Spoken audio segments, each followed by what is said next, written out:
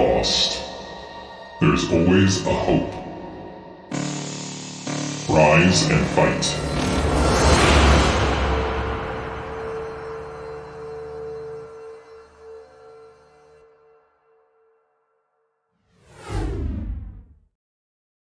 Hello everyone, welcome to another BSL cast. We are into the round of 12 in the South American qualifiers, and here joining me today is our very own Nyoken. Hello Nyoken, how's it going? Yeah, what's up, Seriosity? I'm excited to see these games. I know that you've been casting all of them this week, just like Machine did last week. And we've got good players in all of our groups. Of course, the superstars, TerrOr and Dandy have made it through. But some, not necessarily unknown, but more uncommon names. We've seen players like Zeddy, he got first in his group. JD Conan's made an appearance. We've got the return of a lot of our Protoss All-Stars, of course, Tech, Gosudark, Cruza, and NbA. So I'm very excited for today's matchup. Yeah, and the big upset, I guess, was Babo not getting first out of his group, not even getting second out of his group. You can see Jiren there, aka Babo, in the lower bracket already. And that was because Zeddy and JD Conan just showed some fantastic ZVZ. The one big name missing from this list is Ultra, who unfortunately, due to scheduling issues, was not able to participate.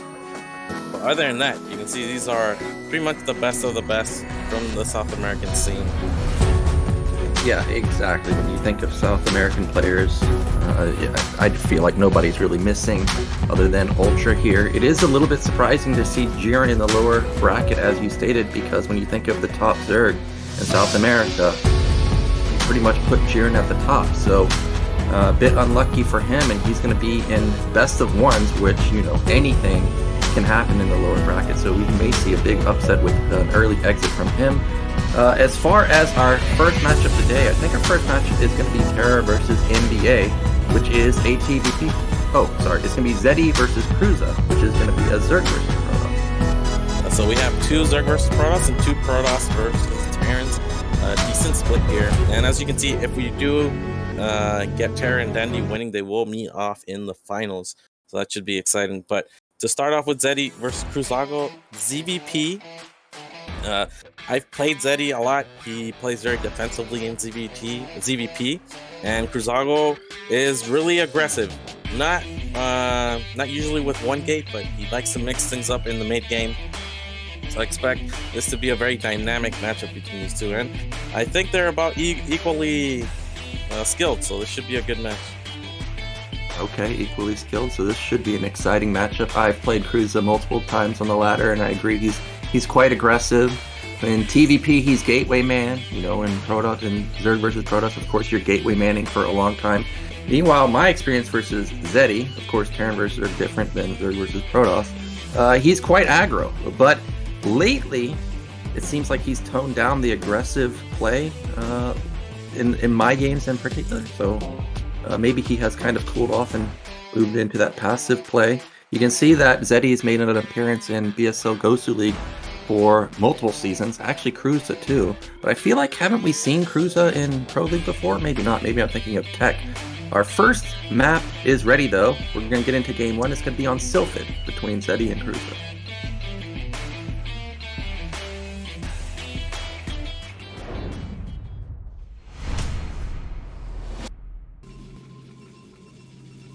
Right in the top middle, our Protoss, it is Cruza. And in the bottom left, we have Zeddy. All right, well, tell me a little bit about Zeddy, because obviously I'm sure you've played versus him, Protoss versus Zerg. Well, one thing I've noticed, he sometimes mixes in a strategy you never see anymore, basically, which is far natural. And if you're not accustomed, if you don't know the proper response to that build, it's easy to just get overrun in the mid game when Zerg is able to take those 4 bases quickly. I don't know if we'll see that on Sylphid. Sylphid is such a good map overall, and actually we have... Okay, that's a pretty late pylon here from Cruzago, but it's not that impactful really. On Sylphid, this is a good map, ZVP overall. I don't think we'll see far natural. Okay, so you're not expecting the far natural. I kind of would like it on this map simply because it's Sylphid. It's a 3-player map. If you get that natural and take the main, you know, it's not going to be split map anymore. There's always going to be advantage in terms of bases for Zeddy. Now, we do have a Forge opener, which I would say is less common these days. In the Asian region, we saw almost every single game Gateway expand, unless it was going to be a cannon rush. So this doesn't look like a cannon rush. I don't think you can cannon rush on Silph. This is probably just going to be straight Nexus afterwards. Yeah, this was a 10 Forge and immediate scout. So not pylon scouting and also not going for a later Forge. I think I've played Gosudark before. He does something unorthodox where he goes blind cannon. And this can really backfire sometimes. Obviously, if Zerg is going hatch first, you don't really want this cannon. Obviously, it's very good against 9-pull, but against even overpull, you don't want this cannon first. But this is something he does 100% of the time, where you'll see him and you're watching the replay. It's like, why is this guy going blind cannon? I'm not even doing anything. Well, he didn't get the first scout off, so I think it's an okay play. To make sure you don't die to an early pool. We see that this was a straight hatch from Zeddy. Now the question to me is how many lings are going to be made? The answer for now is 4. Sometimes you see players go for just 2, but he has opted for 4. And I like that. You can push the probe out and force it to never, or make sure that it never gets back in. Meanwhile, we did see the Nexus follow up. Now the Gateway coming down, and that is going to be a 245 gas from Zeddy.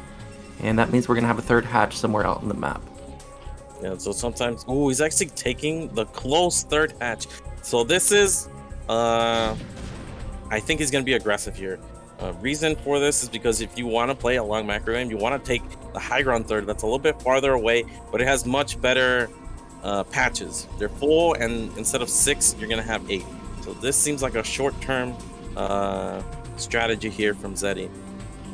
Yeah, I wonder if Cruza is going to be able to sniff that out. He needs to send his probe out and identify where this hatchery is. But at the same time, if he leaves the base, well, then he doesn't get to see layer timing. Oh, he does see a small bit of lings actually get produced. So this may tip him off that this could be a ling all-in. We see that 100 gas just got spent. That's not for layer. And he sees more lings pop at the natural. So Zeddy a little bit quick on the gun there.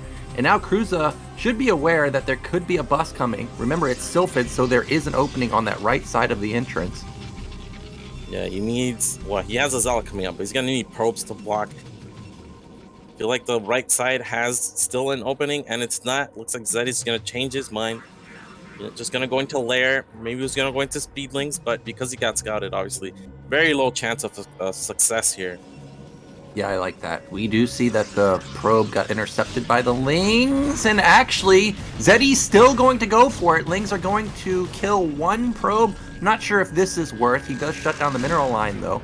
Actually, hanging out with these lings, I think, is a good trade here. He's going to, of course, lose all of them eventually, but no more mining in the natural for Cruza, so that means that his follow-up play is going to be stunted quite a bit. Stargate got placed right next to the Nexus, so at least Zeddy's going to identify the tech.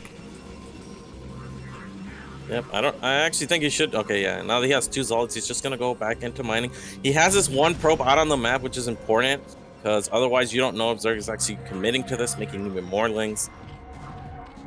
So at least he knows he's safe from. Oh, but he lets the lings run by. It's only slow 4 lings. They're all badly damaged from cannon shots, but this has the potential to be very annoying if speed is about to complete. Yeah, and it also forces all those probes off of gas, and now Cruza isn't mining gas at all. We know that he doesn't have his nat gas, so he needs to get some probes on there pretty soon. Otherwise, he's only going to be able to build like 2 Corsairs. I don't even know if he can build a Citadel with those Corsairs once they are in production. The 4 lings haven't really gotten many probe kills, but this is super annoying. Forces out 2 cannons? No, 1 cannon and an additional pylon. Yeah, but the one thing that worries me about this base is it just mines out so quickly.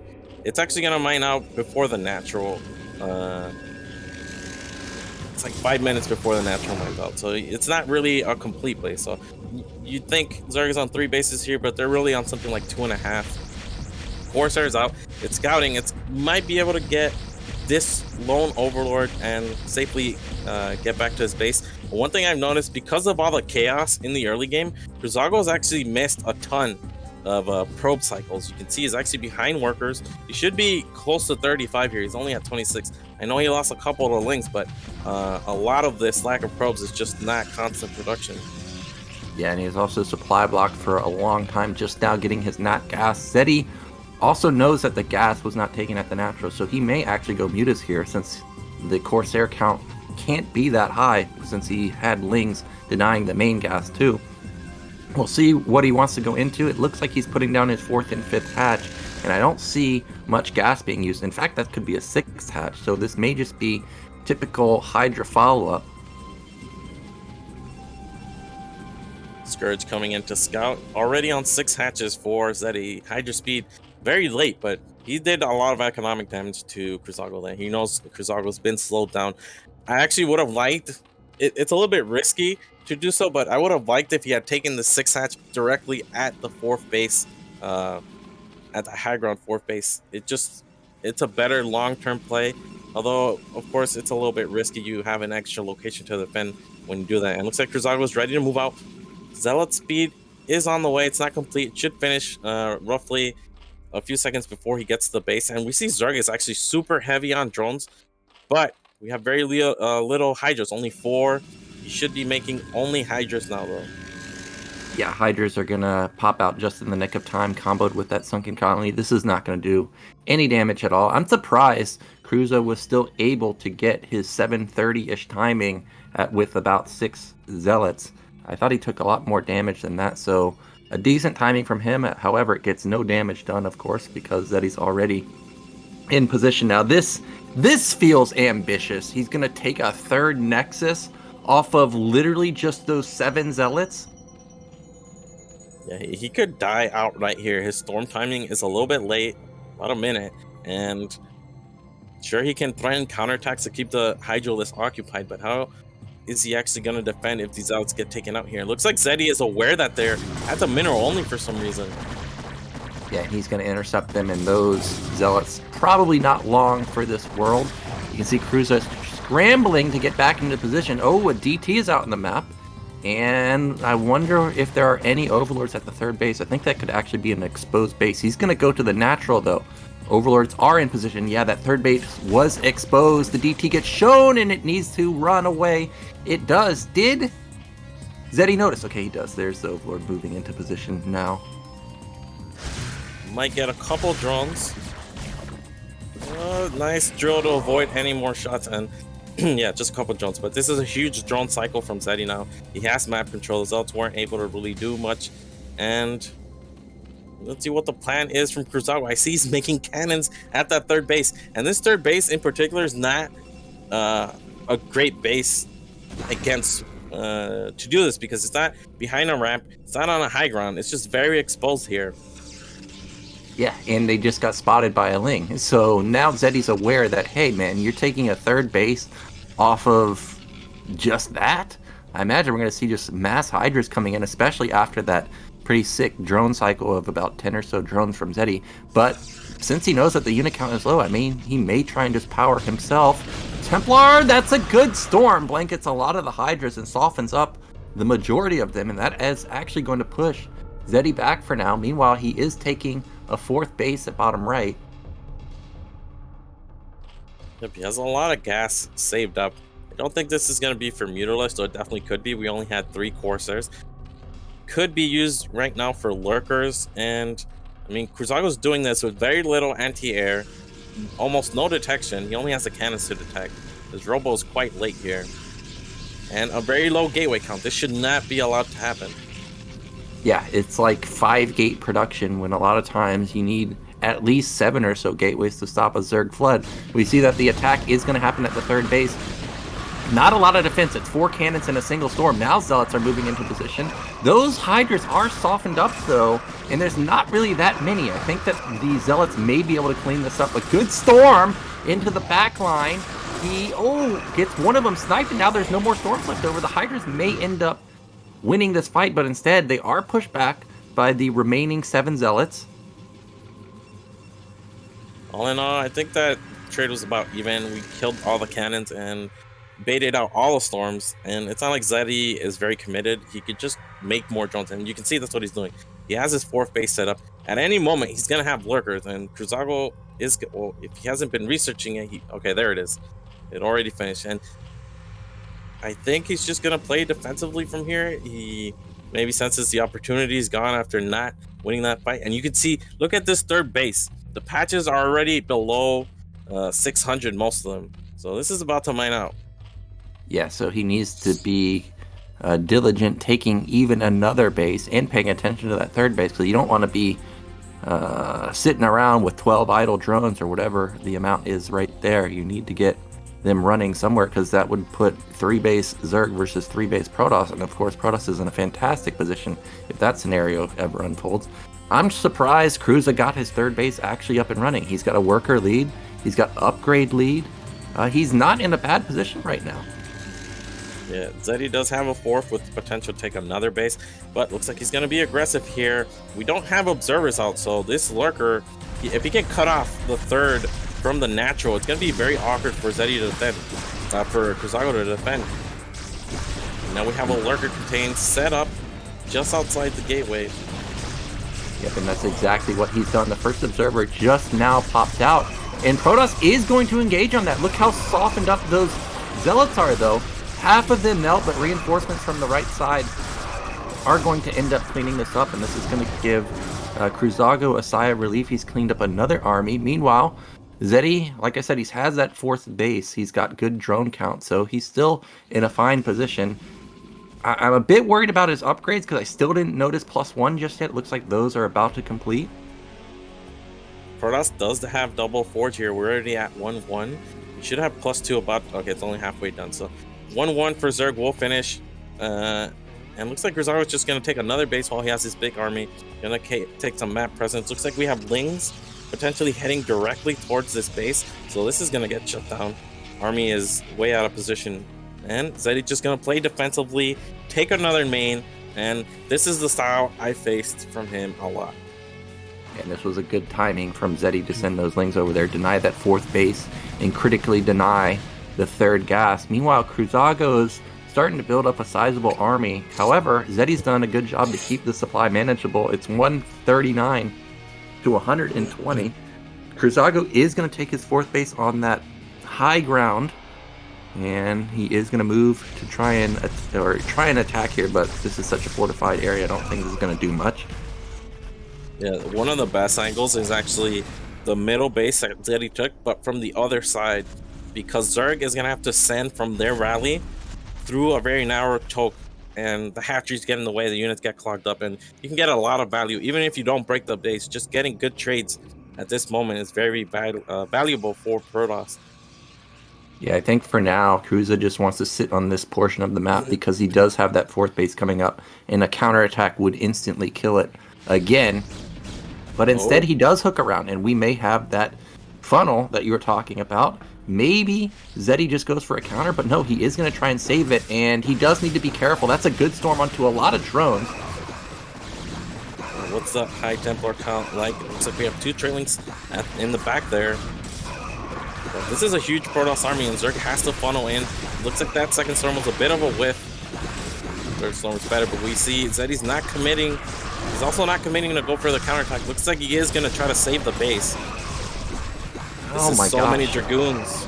Yeah, and the funnel is really hurting Zeddy. Finally, Lings are going to get on top of these Dragoons. All the Zealots are dead. I don't remember seeing them die to the Lurkers, but they have been popped. And now it's just isolated Goons versus Ling Hydra Lurker, and it is going to get pushed back. Meanwhile, Zeddy took a 5th base at bottom right, and we do know that Hive is done, so Crackling should be coming in pretty soon. And with this 4th base being the reduced mineral and gas, this is actually not that great of a base for Cruzago to take. But because the mid-right got shut down, he was forced into taking this. And now you start to see how awkward it can be for Protoss late game on Sylphid.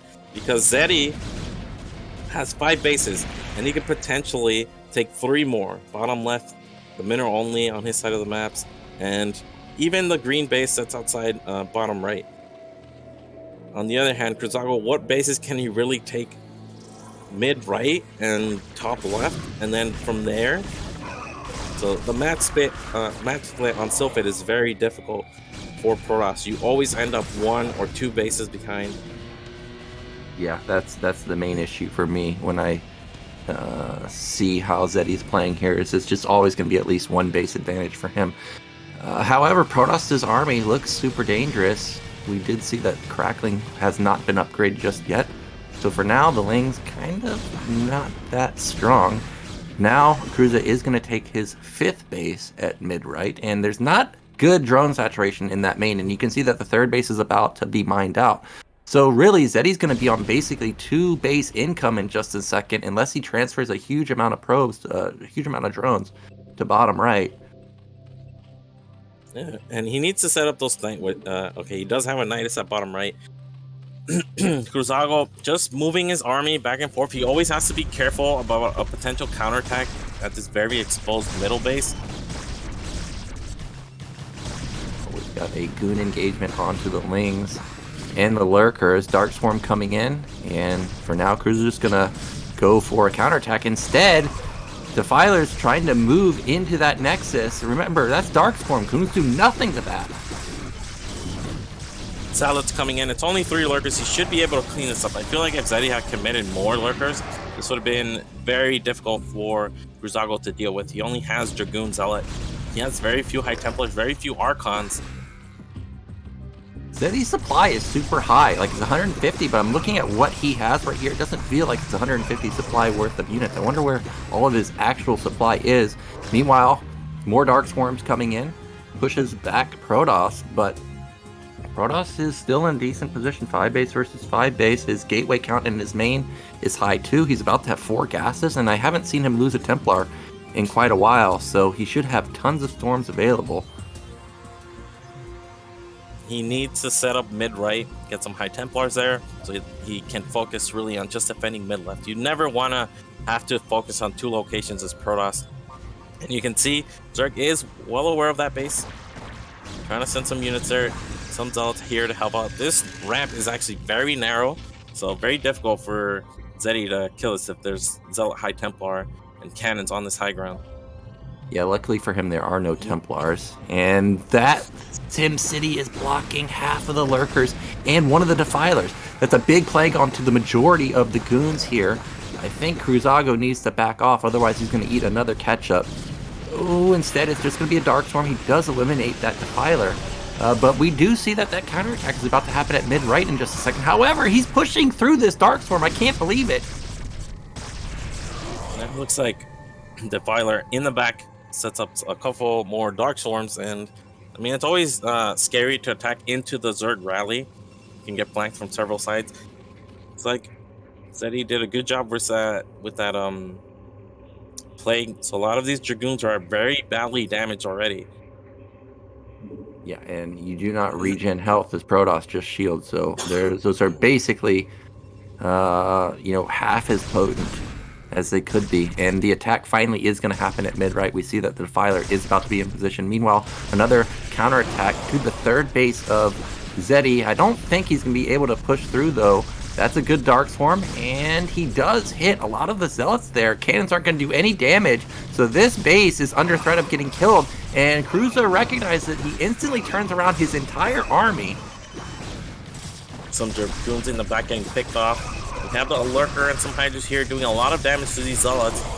Looks like the High Templars lead, and they get sniped right away. This is a lot of Zealots. He should be able to deal with this. Looks like the Ling's not able to get on top of the cannons at the very far back.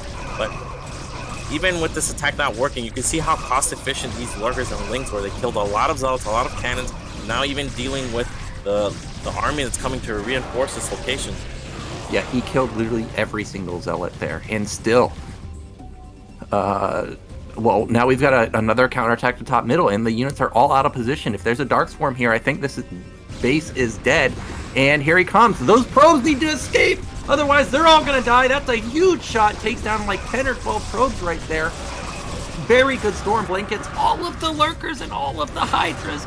And actually, Zeddy makes a big botch right there. Loses a ton of supply. Yeah, but you can see just taking more bases as he's keeping Cruzago occupied. Random Corsairs, where did these come from? This must have been the initial 3 just left at some corner of the map. And I'm still looking for the Archon switch, maybe some Reavers mixed in, because sure, he has nice upgrades now, but when Zerg evens that out, what you really need is Splash. And he's very lacking in that. Yeah, well, Cruza, I mean, every time I look at his gas, he's just gas starved. It's at 200 or 300 all the time. He doesn't have the gas bank that Zeddy does, so he's not able to mix in that super comp of mass Archons. So he does need to get that 4th gas up and running at mid-right, which I see he has taken now. Guess some harassment occurred at the bottom side of the map because Zeddy was not mining his 5th base or 4th base down there. Only 4 or 5 drones, really. Meanwhile, he did take another base at bottom left after the 3rd base got mined out. And we have the real issue with Sylphid as Protoss. You have very low gas. Mineral only doesn't help. The mid base, I'm pretty sure it's about to mine out of gas if he hasn't already. That means, you see, it's only at 420. He's not even mining it with 3 probes.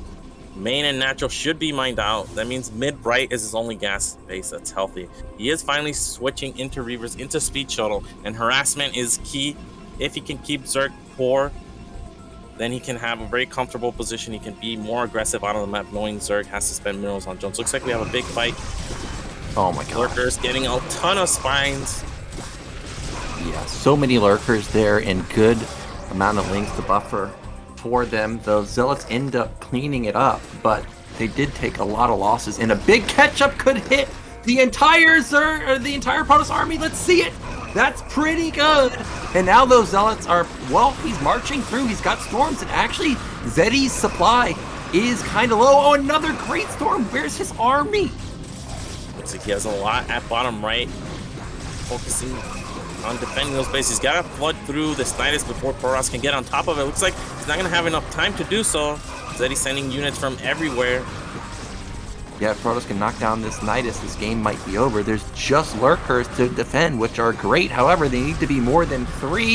You can see he's scrambling to get through the Nidus. The Nidus has like 1 shot more. A lot of damage from those storms on top of the lurkers, but maybe Zerg can just hold. Look at that Nidus, it had 1 health. Kuzargo not focusing that down. He's got to reinforce with his rally here. The storms will eventually run out. He's left with mostly just Dragoons out. There's no Archons here. He needs to reinforce this location. You can see Zeddy is sending units from bottom right now as well.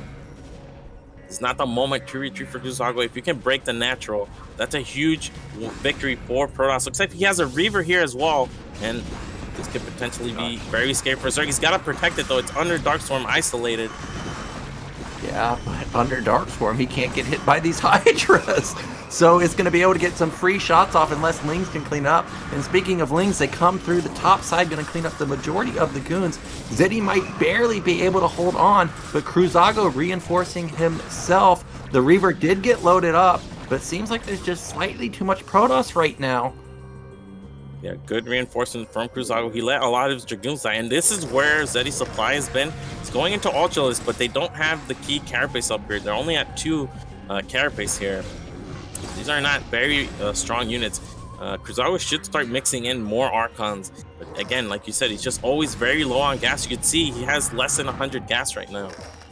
Yeah, he's done a really good job to spend the gas that he has. He just can never get any Archons out. The majority of his army here is Zealots. He has a decent goon count and Reaver Templar combo. For now, he's not pushing the issue, and that's going to allow Zeddy time to get into a defensive posture. There's the Dark Swarm with the Lurkers under it. Good storm onto the Ultras and the Lurkers. Plague goes off, and actually supplies are continuing to push ahead for Cruiser. He's at 170 to 120. Yeah, reinforcing constantly. He has a second Reaver back at home, but I don't think it'll arrive in time. And looks like we had the Reaver get picked off. He's still pushing through. He's reinforcing with Archons as well. Still a lot of Dragoons. Not really what you want to see against Zerg that's going Ultra Ling. Looks like he's just barely not going to be able to push through Zerg. Has eliminated the majority of Splash. Now we have a lot of Ultras, and we actually have 3-3 for Zerg. Protoss didn't get +3 weapons, so that means these Archons aren't gonna one-shot Lings either. Yeah, but the Archon and the Zealots are going to combo onto that Hydrogen, and once that falls, all he can produce are Lings, and we can see the snowball in effect. It's just not enough for Zeddy. He's almost broke. Look, his money is so low, trying to pump out as much as he can. But the Protoss Death Ball, it's endless. It's breached the natural. Now Hydra Den, it's gone. Natural is gone. That's going to expose the main, which has all of the tech, the Hive, the upgrades, the Ultra Cavern, and once that falls, well, I don't know what Zeddy can really do. Well, that Reaver somehow stays alive. It's gonna be able to shoot at least another Scarab. Probably did 200 damage with that Scarab, so huge. And actually, Dragoons do pretty well against one of the Ultras when they're just alone. Again, no +3, so the Zealots are struggling against the Lings, but they do a really good job buffering. Looks like an exposed Archon here, not really what you want to see. And he's going deep into the main. It's going to be harder to reinforce. Do we have anything in the shuttle? Looks like no, it's just empty. Yeah, I don't think there's anything in there, and the main is gone. Sunken falls, Pool is going to fall, Defiler Mountain's going to fall. Zeddy needs to scramble to get all those key buildings up, the Spire, the Ultralisk Cavern, the Defiler Mound. He doesn't want to have to rebuild the Hive in order to rebuild those, but I don't think he's built any of them. They're not at the bottom right base. They're not at that third base on the high ground. So literally, he's just going to be set back to the Stone Age, just pure Hydras and Lings. I don't even know if he has a Hydra Den, so it may literally just be pure Lings. Yeah, and I mean, the most important thing here is actually the Defiler Mount. He already has an upgrade, so the Evolution Chamber and the Hive is not important. He needs to have a Defiler Mount somewhere. Otherwise, it's just going to be Bear, Ling, Hydra, and the Ultralisk he has left over. Zeddy, meanwhile, is going to counterattack the new base from Cruzago. And this is actually very important, because even if Cruzago cleans up the main, Zeddy's still going to have 3 mining bases versus just, I think, 1 from Cruzago. Yeah, you can see that Cruza is running out of resources with just the 1 mining base at mid-right. However, top left is going to complete. He just needs to transfer some probes there. Supplies are, I would say, still manageable. It's like 150 to 95. The problem is that Zeddy just, his comp is not good anymore. It's Ling Ultra, and really you need to have some range support in the back, whether it's Hydras or Lurkers. Also need to have that Defiler, as you stated. Lack of drones at the third base really crippling Zeddy's eco. Yeah, and I like that he made the Spire, because one thing Cruzago could do is once he gets this position secure, is just non-stop harass. You know, Zerg is very low on tech and very low on bases, so it's very easy to get 20 drones with a Stormtrap. But this is a lot of Ultras now left over. Where's the rest of Cruzago's army? Looks like he got caught, split off, and he doesn't actually have Archons. He has a lot of High Templars, which are great against Lings, but they're not the best against Ultras. Oh my god, maybe he can just barely bust through. Zeddy, I think, had a Ling round. No, those are Ultras. Reaver in the shuttle needs to unload. But that's a lot of DPS in just a handful of Lings. He could easily shut down the entire probe line before these Zealots get up there. That's exactly what he's doing. It's just 2 Lings, but look at them beat these probes so quickly. And Reaver's not in position. Again, just High Templars, no Archons here. Look at the supply. Oh man, supply lead for Zeddy here, and this is the problem. Just being really cost efficient. The army comp from Protoss is not ideal, and he's all over the place. You can see the High Templars exposed. Reaver is exposed. No Archons. Just Zealots now. It's like all the probes at that base have been killed as well.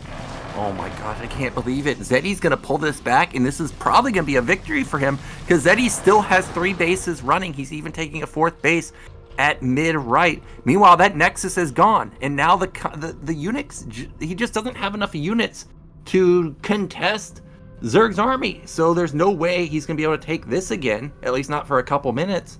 But that's going to give Zeddy time to mass up a huge army.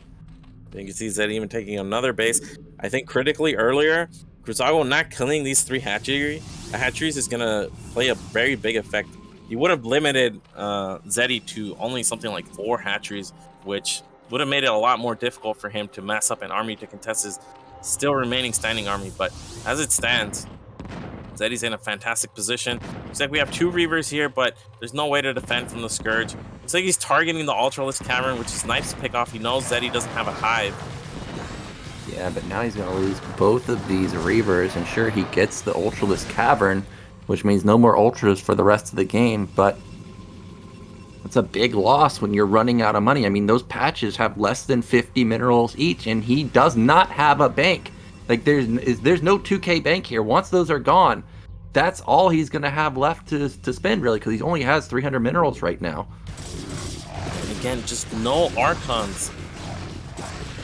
Yeah, there's just too many Lings, too many Ultras, and this is maybe not going to cause Cruza to tap out right here, but I just don't see how this comp is going to beat the comp of Zeddy. Well, he's getting some good storms on the Lings, really softening up the army. It's only Ultraless, and if you can get Zealots to tank the fire and Dragoons behind them, you can actually do a good job against Ultraless. But once the Lings flood in, you can see the Dragoons really have to step back and become way less efficient, and just no Archons to tank the fire and punch back against the Lings, and the army gets cleaned up, and Zeddy is going to be able to replace this army with just pure Lings, and meanwhile Cruzago is just really broke, less than 500 gas. That base is about to mine out, and we even have Zeddy taking the top left base, and if he can get that base, even if he loses this one, there's just no way for Cruzago to stay in this game. Yeah, and that's the base that Cruzago wants, so it's a critical base that Zeddy gets that one up and running. Surprisingly, Cruza's attack ends up, I guess, technically winning this fight. The problem is it's just non-stop reinforcements from Zeddy. Meanwhile, Cruza, look at his mineral income, just non-existent, and there it is, GG from Cruza. And that means Zeddy is going to take game one, and that was wild. I thought for sure after the main got killed that Cruza had it. Yeah, that was crazy. He's killing the main. He has this large standing army still alive. It really came down to not securing 11 o'clock and then just sending your army with like your 1A, 2A, 3A to defend that base, but it's coming in piecemeal. It just gets shredded by Lings, and even the Ultras did a really good job there, but really it was those Lings, those 3-3 Lings just demolishing the army, the probe count, and I don't know how Zeddy did it. It looked like it was game over there.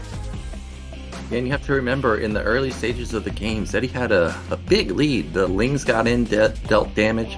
Cruza wasn't mining gas. I guess he got away with the third base, but his counterattack did almost no damage. I mean, Zeddy was in an amazing position. He had more drones multiple times in the game versus Cruza. So even though Cruza lost there, I think if he watches the replay, he should think to himself, okay, I was actually at a massive deficit. I can definitely take game 2 or 3. Now, you're the Protoss expert here. We're going into game 2. It's Cruza's map pick. What are we picking? Longinus? 100%. Now, if Zeddy bans that, you're sad as Protoss, because Longinus is one of the best PvZ maps ever. Just ever. Is it? Because thinking about it, isn't your third base mega exposed? Like, don't you just get killed taking that base? Can you really get onto that high ground base easily with the double gas? The thing is, you don't want to play how Cruzago did. You want to power up on 2 bases, and then you can take your third, and then you just double expand, and then you have the 4 gases. But the key here is Longinus is just a map where, okay, it looks like it's gonna be butter. We'll talk a little bit more about Longinus after this game, and I think that means we are ready for game number 2.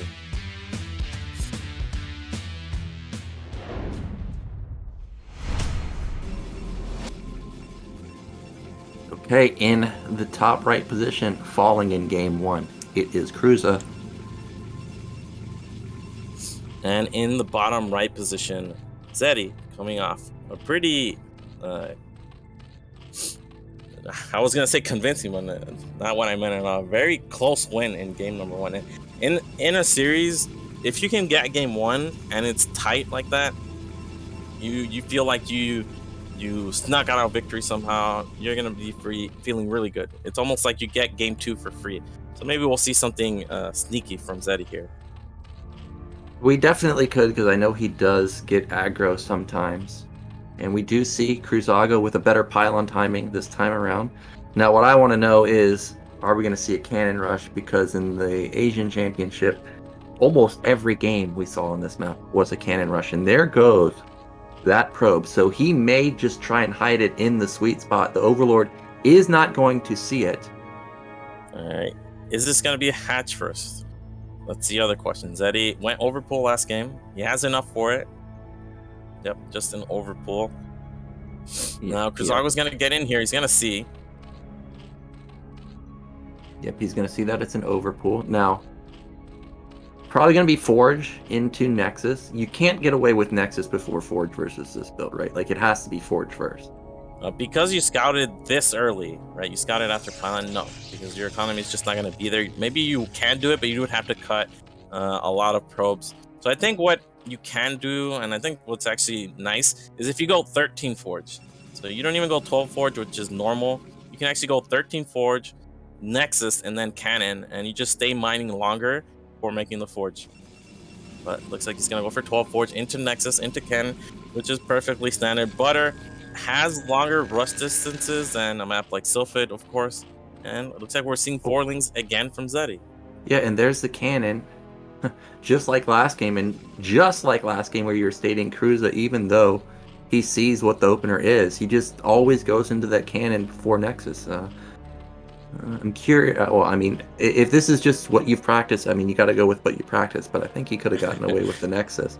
I have a funny story here. I remember there was a show match between Cruzago and Tai2. And Tai2 faced this. He was going 5 pull, and this guy goes blind 10 Forge into Cannon.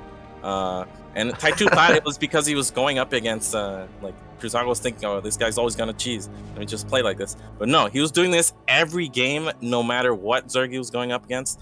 And after the first 2 games, where like Tai2 went 5 pull twice, and it didn't work, he managed to win one anyway. But then after that, he just went 12 hatch, and Cruzago just kept doing the same build. It's just what he does. That's funny. It doesn't surprise me to see a instant Cannon versus Tai2, but good response from him to recognize what was going on. Now we do see 6lings. This is great SimCity. I think this is suicide if he goes for it, and he is going to back off. So nicely done. And meanwhile, a probe did sneak around those lings, so he's going to be able to get a secondary scout, which of course Protoss versus Zerg, that's crucial. Yeah, and the 6lings, they're not a complete waste. Cruzago has to keep these probes alive at the choke at all times, basically, until he gets either a Zealot or he sees where the lings are. So, not a waste. Now, this probe shouldn't be able to get back in the main. That's for sure. Yeah, I can see that our Zerg player has lings on hold position right there. You can see them at the edge of your screen. That means that there's going to be no entry into the main. I always love when Zergs do this because Protoss versus Zerg, it feels like it's the most punishing matchup if you don't have intel. So I really like this by Zeddy. Meanwhile, Overlord getting all the intel in the world. He sees that the cybernetics is done. Now remember, Cruza built his Stargate at the natural, and it looks like that's what he's done again. So I guess for now, Zeddy doesn't have all the intel that he really wants. Yep, and there's the first Zealot. Is this actually a Dragoon? I think this is an Overlord sniping Dragoon, but we see Zeddy's actually retreating the one from the main. So this isn't going to be able to do it. And Citadel first, so this is a nice soft counter to the 3-hatch Hydra. Yeah, well, a lot of times when this goon pops out, it means that it's Citadel, but we do see that there's also a Stargate, so this is an interesting play from Cruza. The Lings are going to try and jump on that goon before it can take down the Overlord. Is he going to catch it? He's microing it really well. The Lings might be able to get that goon, does not get it, and the Overlord is going to get taken down. However, it bought him a lot of time. He's got to run. Save this goon. Okay, looks like it did its job, and that's it. But, I mean, the goon helps against the Hydra, and looks like... Here we go. We're seeing additional cannons. Speed is done on these Hydras. We're at 22 drones, which is 3 more than 973. Well, 3 on gas, so this is actually 973 exactly, yeah. Bad math on my part. But we've got 964 going on right now. Hydras showing themselves at Forge. It's only 3 for now. I think I saw Zeddy build 6. So it doesn't look like a big commitment here, but it is going to knock down that Forge. Even cancels the +1 upgrade, so that's fantastic. Actually, he is committing. That's a lot more Hydras in production. And the Corsair is going to see it. You see Cruzago, he went for Citadel first, but he didn't get speed. I thought maybe he was going to go into speed lots, but he's just going to go straight into Archives, which is good. But if you can see, this gateway is actually going to go down before it can make anything, and he doesn't have gateways. Like, his gateways in his main are very late. The Archive's gonna finish and he's not gonna be able to make high Templars. So sure, he's gonna get Storm, but these Templars are very far away from having 75 energy. Yeah, and Corsair's going to try and knock down that Overlord. That means that a DT is probably in position, and the Corsair dies! And these Zealots are going to be pushed back. Gateway's going to get taken out. Forge is going to get taken out, and that Stargate he has is not going to help him at all, based in that position at least, because now he really can't build in more cannons at his nap. Now, okay, this game's over. This game's over. Zeddy's going to commit. Cruzago's in the dark. He only has 3 Zealots to buffer, and he's not going to have high Templars with Storm for 2 minutes. Zeddy committing here would mean it's game over. But we'll see. We see a few Hydras here. This is actually enough, I think, to bust. Is he going to go for it, though? Yep, he is going in right now, and this is like 16 Hydras versus 4 cannons, 3 Zealots that were already softened up. First cannon down, second cannon is going to fall. Probes trying to hold the line, but only 1 cannon remains, and this is going to be another victory for Zeddy unless the probe cannon combo can somehow miraculously hold. However, it falls, probes are falling, and with no production, this is going to be an easy 2-0 victory for Zeddy. There it is, GG.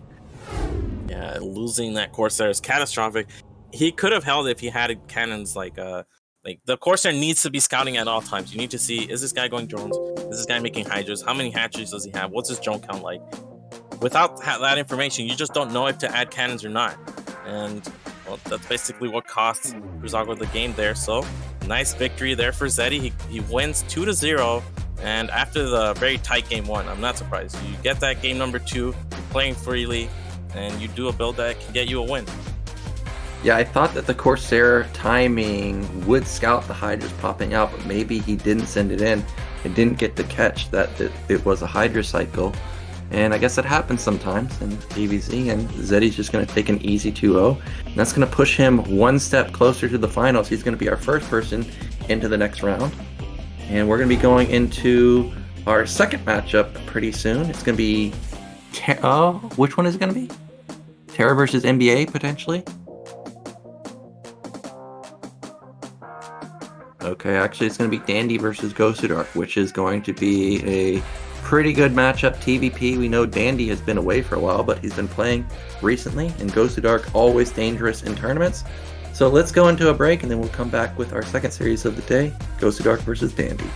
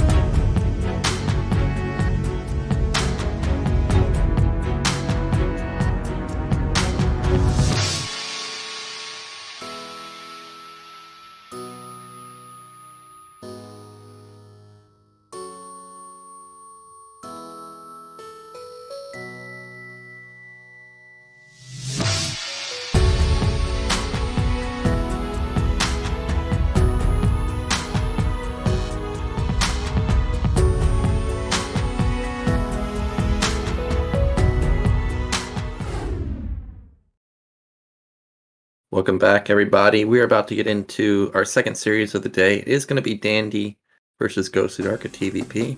Right now, they are banning the maps, so we're actually going to go back into a break for like 2 or 3 minutes, and then we'll be back with that series. So don't go anywhere. We just didn't want to leave everybody hanging, and we'll see you in just a couple minutes.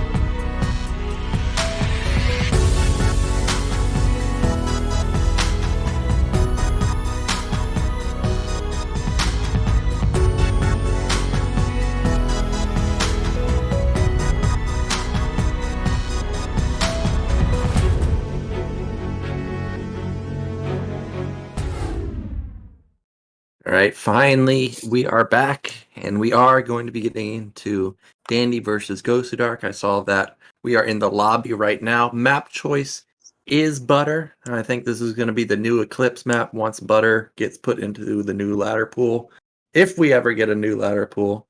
But what do you think about this matchup on this map, Seriosity? I think this is a good map for Dandy. Dandy, has played Gosudark a bunch, and he knows how he plays. So I think Danny's just gonna play safe if he can get it into the mid game, where Danny's on 2 or 3 bases, just macroing out of his factories. It's gonna be very difficult for Gosudark. I feel like Gosudark really wants to end things early. Yep, and we are ready, guys. So we're going to be going into our first game of the series. It's Gosudark versus Dandy on Butter.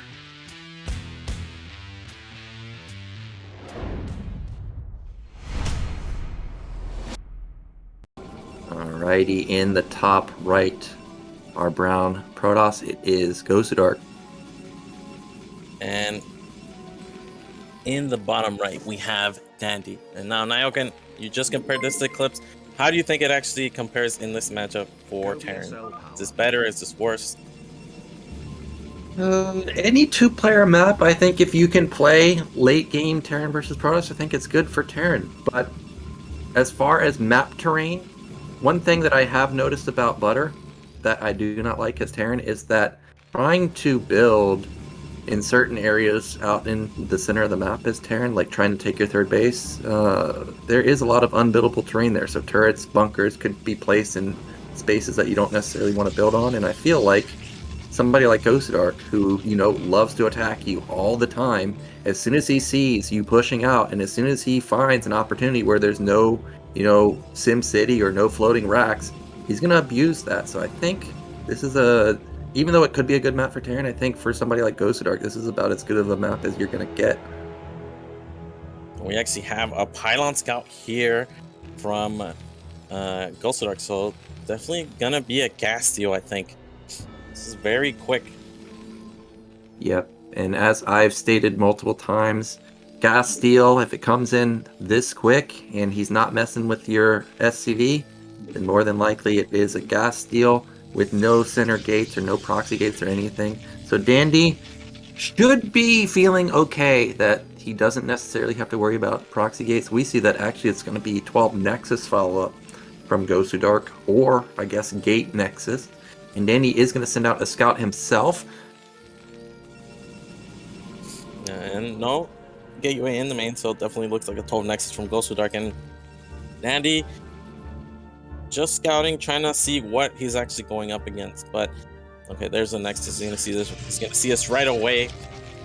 Another SCV here to make a Sim City, just in case there's a Zealot incoming. And now that you see the Nexus, what do you do here as Terran? Well, it has to be command center. You got gas stolen, so you can't go for any type of pressure. You can't pull SCVs. You're just the SCV Marine just isn't that strong. If Dandy had hidden a second SCV and proxied a second Rax, that could have been a slick follow-up if it could have managed to avoid the probe moving out. Instead, he is going to push out with 1 Marine. Now this I do like, because what this does is it forces Gosudark to not transfer probes to his natural. If he does, then he has to micro there. And also, I personally like to do is I like to attack the mineral line in the main with my SCV, so it draws attention in 2 places, and if you're not focusing, you can easily lose multiple probes. Now, I don't know what this is. He pulled 6 probes before the Nexus is even done, so these aren't mining at all, and actually this is going to be a slow bunker push. Oh, was that canceled? I don't think so. Yeah, hard to tell. Looks like he's going to attempt again. Only 1 Marine. The DPS of the Marine is very low. SCV gets picked off. The second SCV could potentially get picked off. So 2 probes for 1 SCV. Bunker is very far away. Marine's already out, though, and there's not more SCVs coming. Oh my gosh. Yeah, but this is already, maybe not necessarily game-ending, but it's done a ton of damage. Look at the supply. 2 of it's in a Zealot, and he only has 17, so Terran is massively ahead in workers right now, and he has army lead. It's 4 Marines versus 1 Zealot, and that Zealot might actually die. The second Zealot is already out, so that's great for him, but that first Zealot is very softened up. I think 5 Marines or 6 Marines could easily win this fight. Oh, a couple SCVs coming as well. Oh, I think Gosudark's just dead here. Dandy does need to do something with his money, though. He needs to put down command center. Okay, he has. And he is killing the gas at the same time. That bunker is complete. Now he can just slowly push it to the Nexus. And what I thought was impossible is actually going to probably be game ending. At 6 Marines, the probes aren't reacting at all. Oh man. And one more bunker and you're within range. And Protoss doesn't have Dragoon range started. It might have just started now, but this is going to be so late here. Somehow he did it. It didn't look promising. Yeah, I thought for sure, okay, well, 1 SCV, 1 Marine, that's not going to do anything. I don't know if Gosudark cut a lot. It looked like his supply just wasn't there, really, at any point. Now it's 8 Marines. That goon did a good job focus firing 2 of the Marines down, but it's still 6 left over.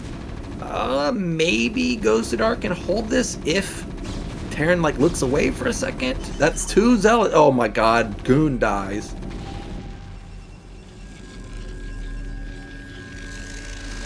Well, and the follow-up is going to be 2-gate goon. Danny has a full scout here. Gosudark is actually supply blocked now that he's lost on Nexus. That's another thing you gotta realize. Nexus provides a lot of supply. Can't make any more units. 1 Dragoon is out. Yeah, it's something that a lot of players don't think about until it's already happened. I mean, it happens to me a lot when I wall my entrance, Terran versus Zerg, and then they bust me and I lose 2 depots, and then I'm all of a sudden supply blocked forever. Gosudark's going to try and play it out. He started a robo, but it is so far, or he is so far behind. Dandy's command center is done. Dandy's, I would say, probably up at least 6 workers or so. Zealots are going to try and move across the map. They're going to be greeted with a bunker that's already set up. His Zealots are so weak he can't even run by that, so he's in deep trouble. Double factory going down for Dandy, eBay as well. Goon's finally raging the bunker, but his Nexus is just going to be so far behind. And looks like he is going to go for the run by. The SCV block that was decent. And if those goons had run by that bunker also, this could have been a weird situation for Dandy, but since it is just 2 Zealots and they're already super low health, not too much of a threat. Academy coming in, I think this is exactly what you should do as Dandy. You're going to get a scan off, see exactly what Gosudark is doing, and we know that he can pull out all types of builds, so this is going to be great to figure out exactly what's going on. We see it's a robo, no support bay, no observer. 4 goons with Ranger at this bunker, but I think Dandy has 2 tanks about to pop out here. Yeah, he's getting siege mode also, so these goons really not going to do anything at all. Only thing that could possibly happen in this game is if Gosudark does some like stutter step micro with his goon and then the SCVs over repair the bunker, then they don't continue to repair as the goons go back onto the bunker, and maybe he can knock the bunker down and try and push through, but Dandy on top of it, he is going to push the goons back. Yeah, and behind this Gosudark is just all in, but Dandy's going to have scan pretty soon. And once he sees that there's a support bay and there's no naturals, he just... Sorry, go ahead. Yeah, once he sees there's no natural, he just knows that he has to live. There's multiple turrets coming up for Dandy. 1 at the natural, I'm sure. Well, a 2nd and 3rd is going to go up in his main. If he scans... Oh, he doesn't even need to scan. The SCV gets in and sees that Zealots were being produced. And versus Gosudark, it can actually mean more than one thing. It can mean Speed Zealot, but it is just going to be a drop with the Reaver. And if he can unload directly on top of those tanks, there really isn't that much for Dandy, because then, of course, the Reaver would bust down that bunker pretty fast when comboed with the goons. So there is a world where Gosudark, if he goes right now, could actually do crippling damage. But look at Dandy positioning the barracks in front as well. Why is the Reaver unloading here, of all places? So he's going to go for the dive on the bunker. Oh, that's perfect. That's exactly what you should do, is get into a position... Oh my god, the turrets and the Marines are going to burst down the shuttle so fast. That was fantastic. The Reaver gets a good shot off onto the Marines. That's what I was talking about, is there's not that much for Dandy, but it's just equally not so much for Gosudark. The 4 goons were perfectly microed backwards. Good response from Dandy right there, and he turns this into a game-winning move as Gosudark taps out.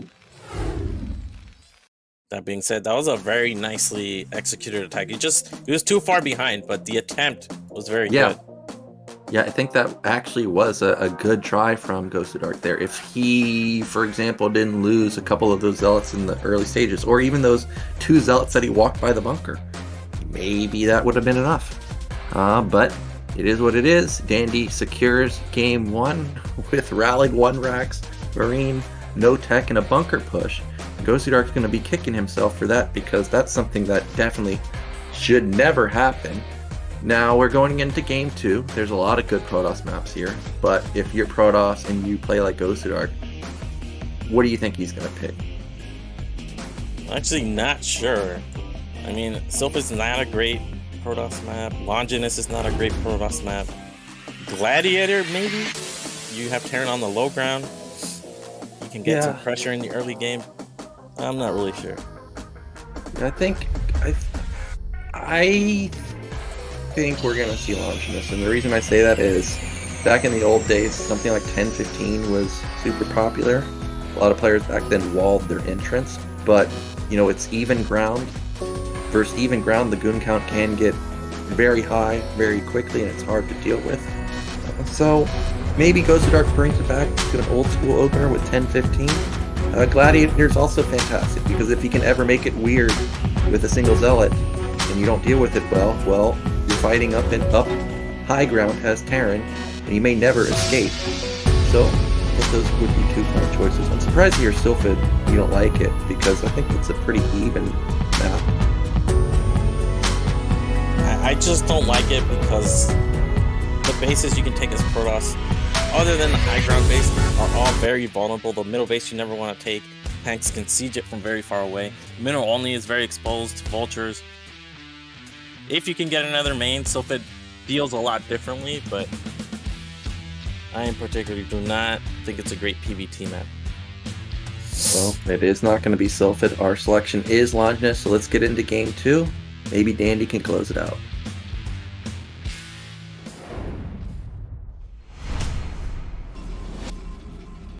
Alright, in the top left, our Protoss player, it is Gosudark. And in the mid right, we have Dandy. Now, are we going to see 10-15 gate? That's the big question here. Yeah, 10-15 was very common on this map. As I stated, a lot of Terran players walled off their main, and it is hard to deal with 10-15 when you don't have a tank for a long time, and even if you do, it's like 4 or 6 goons for a while just wailing on those depots. So Gosudark, we know that he is aggressive. We could see that. Also, what makes Longinus a bit hard is taking the third base versus someone like Gateway Man and somebody that will attack you as soon as you make a single move out of your nat. Look how wide open that third base is. However, Longinus is one of the few maps where you can position like your tanks in a defensive posture in your main, and it still covers your third base. So that's going to be something that Gosudark needs to think about if he does opt for a bust on the third. Yep, for sure. We see Dandy already setting up the SimCity, and it kind of reminds me of Python when you get close position spawns against Protoss as Terran, and you can kind of put tanks in the corner of your main, and they sort of cover your mineral only if you ever slow push that way. Now, one reason this map I think is pretty hard for Protoss is because if you don't go carriers, which aren't great, because Terran gets access to 4 gas pretty easily, it's just difficult to maneuver your army in the middle of the map. Sure, you have a counter path, but Terran, if they fortify, you're going into ramps frequently in engagements. Yeah, this is definitely carrier city. If you're going to choose between arbiters and carriers, you must go carriers on here.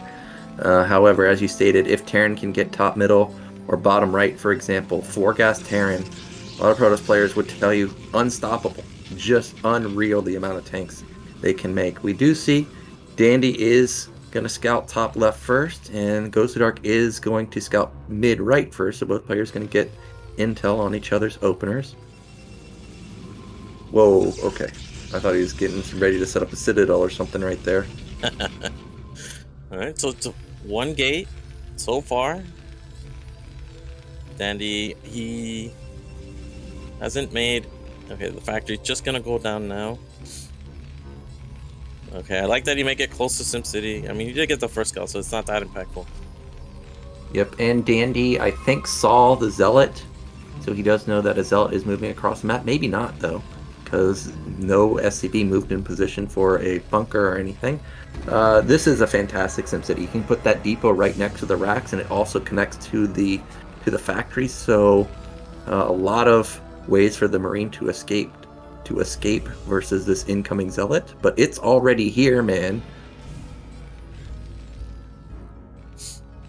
One thing that's a key feature of this map is if Gosudark were doing anything sneaky behind us, it would be very difficult to cover. You don't have a ramp that leads into your base, it's just a wide choke. So very hard to hide anything in the early game. Oh, I thought that probe was somewhere else out on the map and he was going to hide something, but not the case. It is just sitting at the net. Meanwhile, the Zealot decides to turn around. So basically both players are going to trade 100 minerals here. Typical standard opener from Terran is 2 Marines. He's going to end up building 4. Zealot's 100 minerals, so just an even trade. Meanwhile, that probe is setting up in the main of Gosudark to build something. That's not going to be just a pylon. That's probably going to be Citadel. Oh, 1 base Robo. Okay, so if this were anyone else, I would be thinking this is Dreaver. But this could potentially just be 3-gate obs. 3-gate obs? I think this is... We'll see. He's going to make a second gateway. Well, and Dandy is going to go for a strong FD. We have 3 back on gas. We have a tank started, but nothing upgrading out of the add-on. I think this is a strong FD from him. Okay, well, this is one of those games you watch it and you're thinking, like, what the heck is Protoss doing? Because why would you ever 3-gate ob on a map where a lot of times Terran players expand? But versus Dandy, you know, they play versus each other a lot. He's shown 7 Marines. This is going to be the perfect counter to what Dandy's doing. It's only 2-gate odds, which is still good, but he's gonna have to kite from once he gets on this high ground. This is a lot of Marines, actually. 7 Marines. It's all its way out of position. You want this to tank some of the fire so your Dragoons can get as much damage done as possible. I even like the probe here. Well, range is done, or it should be done. So I think Dandy actually needs to run. This is high ground, dude. Like, you can't effectively trade on high ground. He may pop a single goon. He doesn't. And now it's 4 goons versus 4 Marines, a single tank. There's no mines. I guess that single vulture being spotted makes Gosudark weary that there could be mines, and he's smartly going to back off. And it was 2-gate observer, as you stated. However, Dandy's got his command center coming up. Gosudark still pumping units, still no next. Oh no, he killed his own goon and a probe? What? Alright, well, I mean, sometimes I kill off my own Marine to free up supply, but I don't know about killing off your own goon and a probe. He was supply blocked at the moment, and now he's going to start taking a Nexus. Okay, well, maybe he's not, because he's spending his money. I think he wanted to kill his probe because he was supply blocked to get an observer out, and he targeted the goon, and then he killed the probe anyway. Well, a couple of vultures have moved to the left side. They're going to lay some mines, deny that 4th base, get set up and deny the 3rd base. I think versus someone like Gosudark, this is also a good area to scout and see what's going on, because right now Dandy's completely in the dark. He's going to see... Oh, he's going to run by... No. Oh my gosh, actually... Oh, he does get by, and he sees there's no Nexus, and he sees the shuttle! Oh, just perfect scouting from him. He's instantly making a bunker. I think that's siege mode on the way. We have all these mines actually connect. It's only 5 Dragoons now. The bunker is going to be key in this defense here. It's 4 Zealots though in the shuttle. If the Zealots get on top of the tank, the Marines and Vultures, I don't think will all DPS them, and the tanks can get picked off here. He does need to repair those Vultures though, because they're super low, and they will help out a lot versus Zealots, of course. And this is what I was expecting. It's going to be an elevator into the main. It's not just going to be an attack on the front. Now, as I've stated, okay, well, here we go. 3 tanks, 2 Vultures with constant elevatoring. The Zealots are going to try it on top of those tanks. Those Vultures are doing a lot of damage. Really good control so far from Dandy. An SCV pull to body block, and SCVs are not that bad versus goons. This is 5 Dragoons. If he hadn't lost that one, he would have been able to unload another one there. Gosudark did expand behind it, so if he can get enough Dragoon, SCVs and tanks here, I think he can come out ahead. But this is a huge commitment. Oh, You can see 2 of the Dragoons. Yeah, those are all going to die. The shuttle went back home, so these goons are just going to flat out die. I thought he was getting rid of that turret to try and save some of them, but instead he just back off. And those 2 mines that he set up at the 3rd and 4th base is actually a big deal, because if Gosudark did want to go for a triple Nexus follow-up, well, he just flat out can't. And also gives him vision now to know that it's not triple Nexus. Yeah, and I think definitely Dandy is ahead here. I think the worker count might be just a slight favorite, but he killed all those Dragoons. He has a bigger standing army now. Yeah, and he's got his command center up and running much longer. And you're versus a guy who you know loves to attack all the time. So Dandy probably just going to go into like a 4-fact follow-up, tons of units, and then take his 3rd base. I mean, he may even go into more factories, but we can see Gosudark. He's ramping up that gateway production already. It's at 4. Yep, Dandy only on 2 factories now. He's adding in vultures. His probe has been staying there for a long time. The turret even gonna get the observer. It's not gonna have any information on the factory count. I think the turret ring is complete. Is this a follow-up drop? I don't know why that shuttle is so aggressively placed. And yeah, like you said, the mines are still in place here. Yep, and I thought that vulture spotted the probe over the mine. Doesn't, so the probe actually does get to the 4th base and is setting up to take another Nexus. However, he's not going to be able to put it down because of that mine. And Dandy, meanwhile, I saw his armory already get placed. So he is going into 4-fact with +1. Would not be surprised if this were even a 5th and 6th factories added once he has enough gas. Yeah, and this is painful for Gosudark. That observer just now getting into position, clear out the 4th base. And shuttle moving into the natural, or looking like it's going to move into the natural. I don't think there's a Reaver in there. I think this is just Zealots.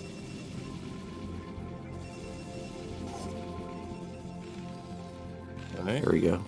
Maybe this could force a pull. Maybe the tank splash can kill an SCV. I don't think that was. Ooh. Wait, what? This is a scouting shuttle? I don't know what this is. It's Gosudark, so I like how Dandy didn't move any of his tanks because... What? How'd that vulture get in? Isn't that a complete wall? Oh, he must have glitched right through the middle. If a Dragoon passes by now... No, there's no way. It can't. Okay, I was about to say. Oh my gosh. So now he's going to have to kill off a pylon also. This is painful for Gosudark. We see that he's up supply somehow, so he's done a good job in the mid game, but he really needs to get that 3rd base up and running. Dandy's put down a 5th and 6th fact. Meanwhile, Gosudark, another big gateway round. He's going up to 8 right now.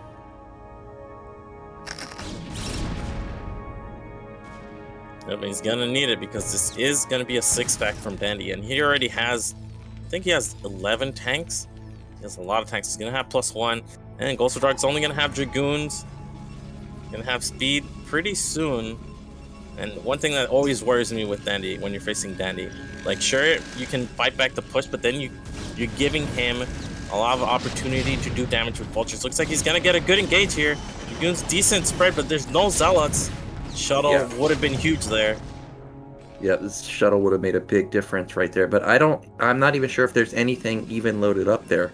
Meanwhile, it's getting more and more painful for Gosudark, even though he has the 3rd Nexus. Nexus was not blinking in his main and natural, so probe count is very low right now. We saw that he has no tech other than the Citadel, so there's no Templar Archive, there's no Stargate. It's pure Gateway Man, but like I said, Longinus, it does have an open 3rd base, so it could, or he still could, bust Dandy. Probes get intercepted by vultures though, and that's going to be 5 or 6 falling in an instant. And Dandy vultures, very scary. And this is what he does. He's just pumping units behind us, trying to get damage done with the vultures. And then he'll either commit to the attack or just take a 3rd base. And I mean, Gosudark's in a bind here.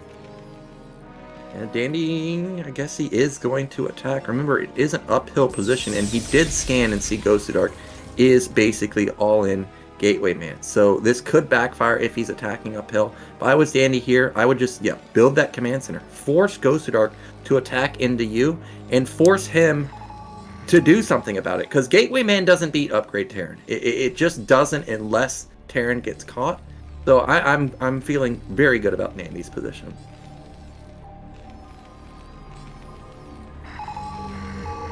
I think a Stargate's going down for Gosudark right now in the bottom side of his base, so that could be the double Stargate, but there's no archive. So this carriers?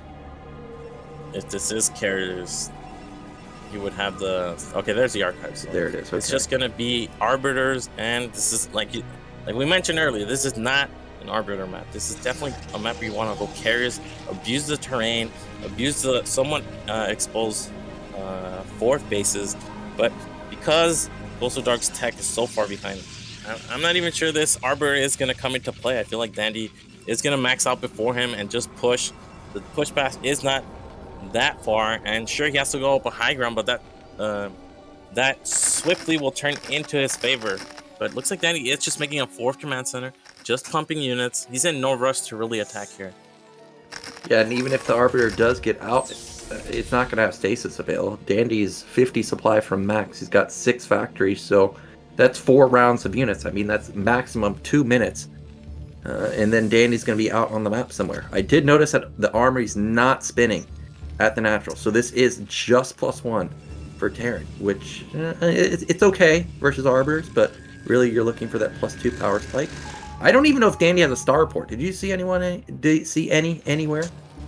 No, just a lot of depots, factories, but no starport quite yet. Well, that was a dangerous moment. I thought the Vultures were in a open position, but Dandy now slowly pushing to the third base. I love how he has so many mines set up at his third base. So if there's a counterattack, Gosudark is going to take heavy losses, whether it's Zealots or whether it's Goons that somehow don't attack the mines properly. We've got extra high latency right before Protoss attacks, so we've got lag tactics coming in. We'll see if it helps him. I don't think it's going to, though, because all the tanks have already gotten into siege mode. Mine set up in front of them as well. Vultures can actually stream into the main now. The high ground base. Gosudark is going to commit here. Yeah, there's not a lot of mines on the top side. Actually, not a lot of mines in general. Storm is done. That's a decent storm. He needs to get those tanks in the back, just like that.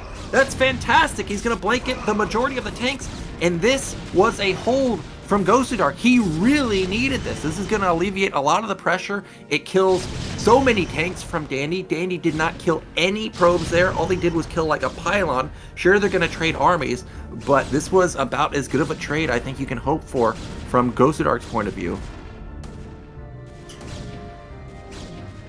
And now behind us, Gosudark can't just take a fourth and get those arbiters on the way. And no, it looks like Danny's actually going to keep pressing on here. Well, this can be dangerous as Terran when your tank count gets reset. Obviously, you no longer have critical mass. 6 tanks, they can dish out a lot of damage, but is Protoss scared of it?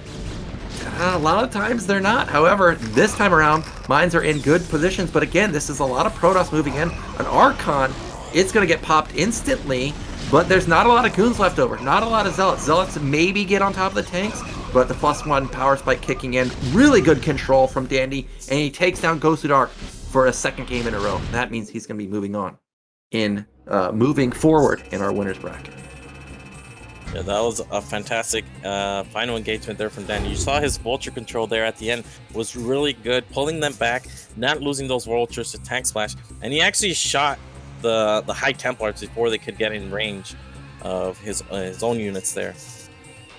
Yeah, really nicely done from Dandy, and I think Gosudark's elevator was interesting. Obviously, his initial 2-gate observer, that was a soul read right there, perfect counter. The one thing that really hurt him was the Nexus going down too late. I think if he had gotten that up faster instead of going for the all-in, kinda, it would have been a different story. Maybe he could have scaled into the game a bit better and actually had better engagements and took a commanding lead. But Danny, he's a strong player, and you can see why. Easily takes down Gosudark, and now we've got our second person moving into our semifinals of the winners bracket. Yep. Well, we're going to And- be going in. Oh, go ahead.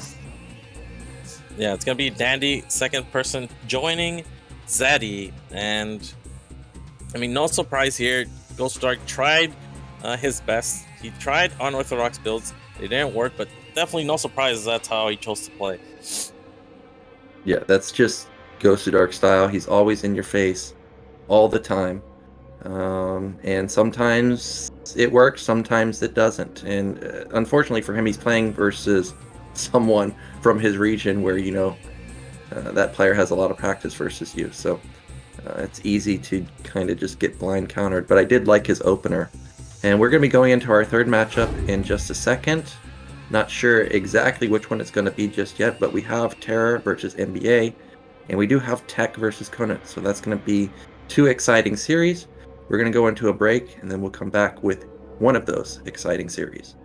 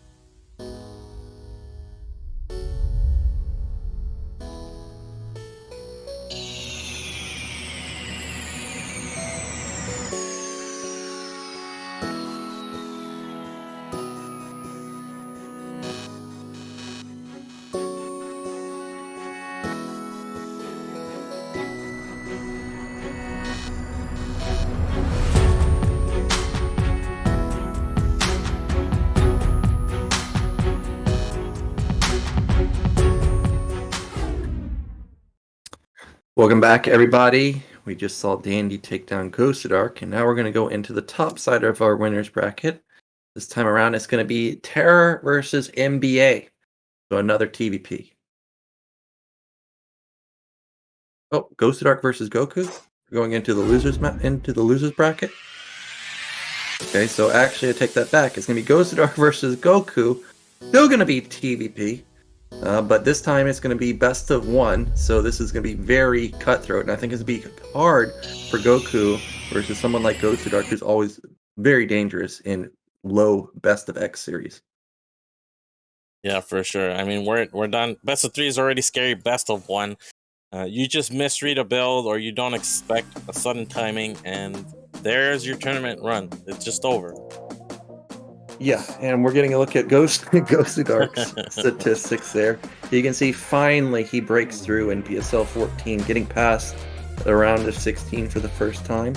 Meanwhile, Goku, on the other hand, he made his first appearance in Pro League last season, and he ended up getting eliminated in the early stages, but I know he's a strong Terran player. I think he can take down Gosudark, but I mean, Gosudark's just so aggressive and in your face, it's easy to fall apart, and I think I'm going to favor him a little bit here.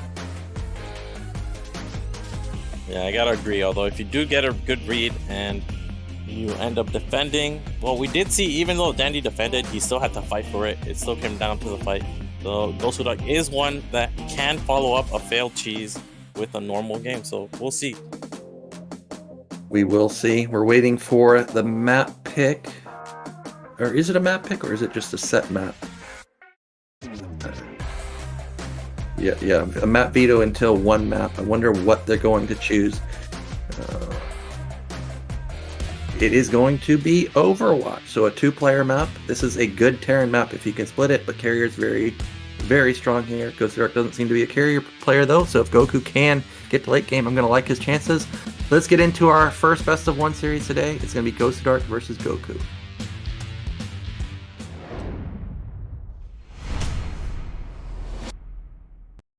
All right, in the top left position, you know who it is. It is Gosudark. And in the bottom right, it's Goku. And now, I actually like this map PvT because of how strong carriers are. Yeah, carriers are pretty unstoppable. Gosudark is not. I've seen him go carriers, but it's not his go-to choice. His go-to choice is get the game over on 1 or 2 bases. So usually not factoring carriers at all. Yeah, but if you can get there, there's that tiny bridge. It's going to be hard for Terran to get across the map. There's high grounds all over the place. I mean, it's just very difficult for Terran to ever engage into Protoss if they can get to carriers. Now, my experience versus Goku, of course, TVT different than TVP, but he did like to go gasless versus me. So I wonder if he'll go gasless here. It is a 2-player map though, and you do get gas stolen often. So we'll see what he opts for.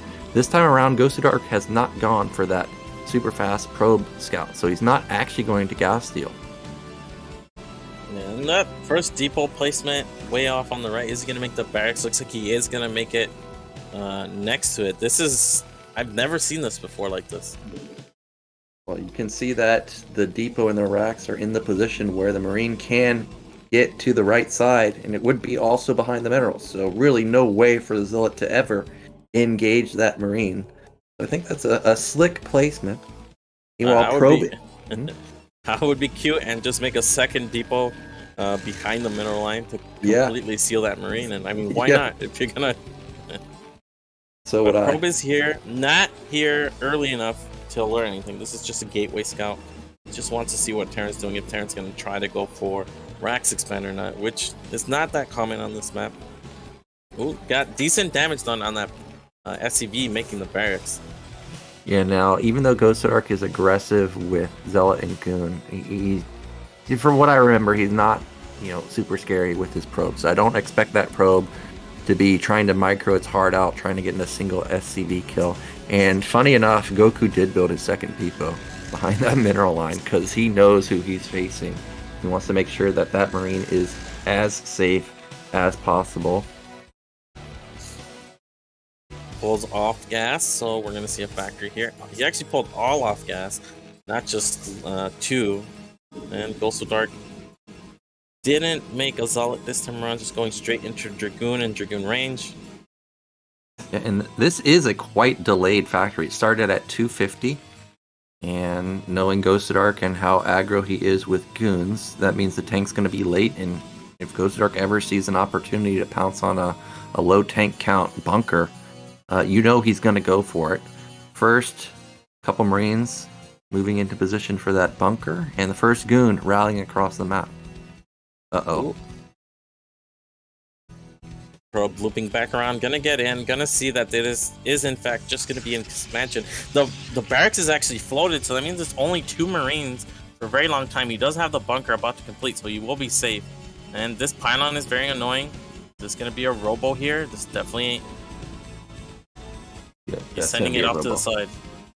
That's going to be another robo opener, even though he knows that this is going to be an expansion. So he wants to get something done with this robo. I can't imagine it being an observatory, but no, he is actually going to put down a Nexus instead. Maybe he forgot about that probe on the right side of his main. Yeah, but I think he's in between decisions, because if you were going to go Nexus, why did you mine this much gas? He's up to 350 gas here. He's going to put on some pressure on this bunker, but it's factory expand. The tank is about to pop out. Yep, tank's going to pop out. The SCV gets the scout on the Nexus time, which is actually a pretty late Nexus. I think that's like a 4:15 Nexus. Not enough to alert of any kind of shenanigans, but just something to consider. Gosudark could have gotten this Nexus at a much faster timing. And there are the 2 Dragoons, but like I said, the tank should be out pretty soon. Yep, tank coming soon. You can see that that's going to be siege mode. His tank count is too low for it to be anything other than siege mode. If it's mines, I would be very surprised. Meanwhile, those 2 goons just being annoying. Probably going to see an eBay pretty soon, but maybe not. You always got to be weary when the Nexus is that late, and you scout it being that late. Yep, for sure. And we have the probe at the third. So it's just going to be a double expand from Gosudark here. But again, look at his gas count. It's massive. Yep, and that was an over transfer right there. He transfers 12 probes, but there's only 9 mining in his main. So not going to be mining efficiently. And that is a big deal. He also, now that he's taking a third base, I mean, he can't afford to miss probes ever, which we know he does cut often. So he needs to be on top of that. If Goku had sniffed this out, he may have gone for like a Marine Medic push. He could have gone for like, 4-fact timing, because Gosudark really is just not going to have a lot of stuff for the next couple minutes. But knowing him, he's only vulnerable for a minute or so, and then he's going to start putting down a ton of gateways and catch up in units that way. So Goku's not going to be able to exploit this.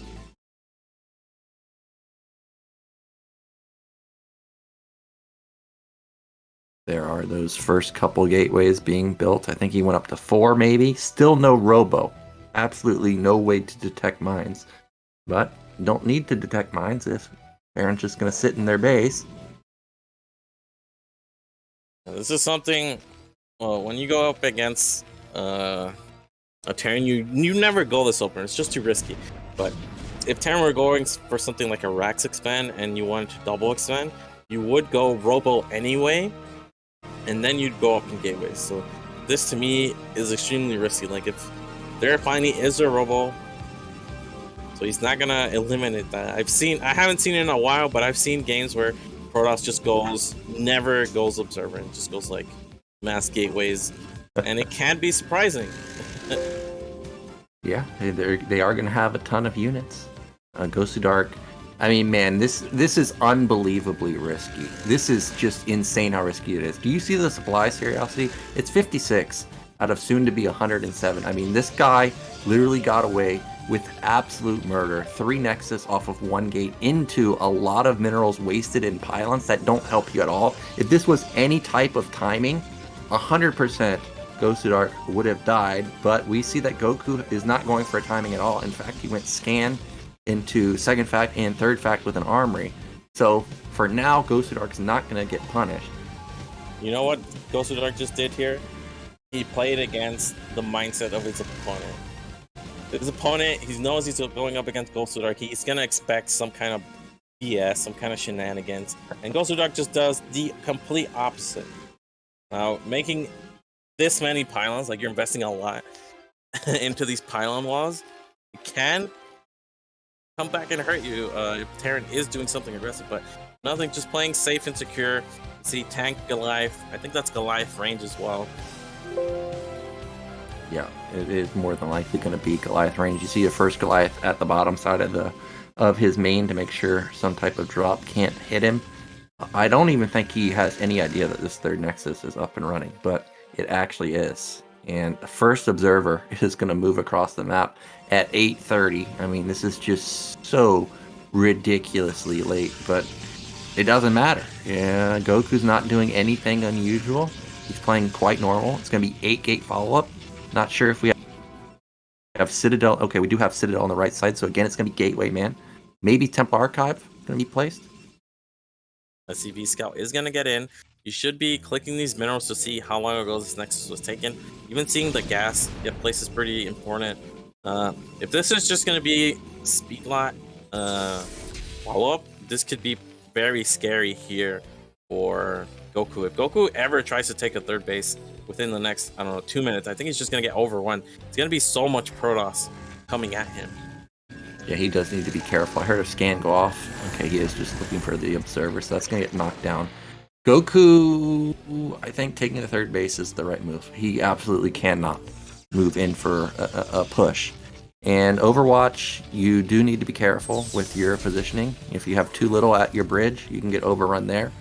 If you have too much there, well, you can get overrun on this position that he's setting up now. It looks like he has the perfect amount, though. And I really do like Goku's position right now. He's within 10 supply of Protoss. Protoss doesn't have a lot of tech. Sure, they got decent econ with the 3 bases running, but the probe count, it's not that high. So even though it's 3 base mining, I don't think it's big econ for Gosudark right now. Speed already done. Yeah, within the next minute, we're going to see an attack. And Goku just needs to have a lot of vultures. It looks like he is mixing them now. He's adding these mines. The one turret here is key because Overwatch, there's not a lot of room to make turrets between your natural and third. It's one of those maps. Yeah, and he's got it in the one spot that you can build it. Observer spots the factory starting. So if you're Gosudark here, you know you're on a clock. You've got to make a move soon if you're going to bust. So he's probably got about 1 minute, and then that production is going to start kicking in. So he needs to make a decision, and it needs to be quick. Saw that the Stargate has gone down for him, but again, I didn't see the Temple Archive. So it could be carriers. More than likely it's Arbiter, but you need that Archive to get into that Arbiter tech.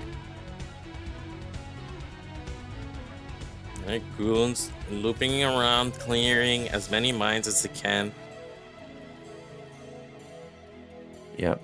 Oh my gosh. This is going to be the bust, as you stated. And those vultures are completely out of position. I don't think the observer spotted them, but if he goes right now, it's just the perfect timing.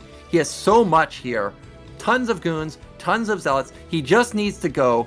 Vultures are way too far forward, and here he comes. He's got to go now, though. He's very patient. There's a shuttle here.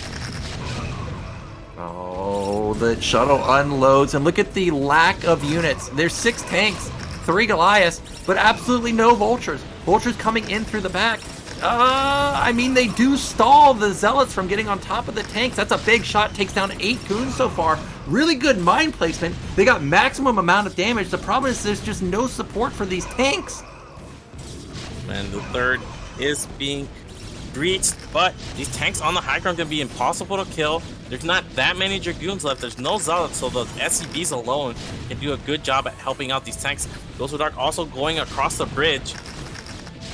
I'm not sure if there's even anything in that bunker, but those goons surprisingly did get cleaned up. Gosudark, he's going to lose his whole army. Obviously, Goku lost his whole army too, but supplies are dead even. It's 96 to 90. And Terran, oh no! Mines are going to connect. No, they're not. Okay, there is something in that bunker, and more mines hitting these Dragoons. Okay, they don't die, but badly bruised. Goku has a supply lead now. I think he's working on his upgrades. Everything is late for Gosudark, of course. You can see the first Arbiter only now in production, and only now is he taking a 4th base. Yeah, and this is a fantastic position for Goku. If there was, like, you know, 1 or 2 Arbiters out, even though Protoss lost their whole army, at least they would have stasis to back it up. But the Arbiter pretty much just started and in production. We've got a Terran on 7 factories. I know his tank count has been reset, but he's going to have basically equal production to Protoss, because Protoss only has 8 gates. So Goku in a pretty darn good position right now. He still doesn't know about top right, but as I stated, Gosudark skimps out on probes, so he really doesn't have big eco right now.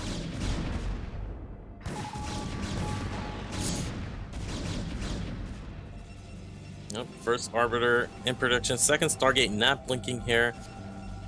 Top right base is finally being set up, but even 4 base alone is not enough. You want to have a 5th here as Protoss.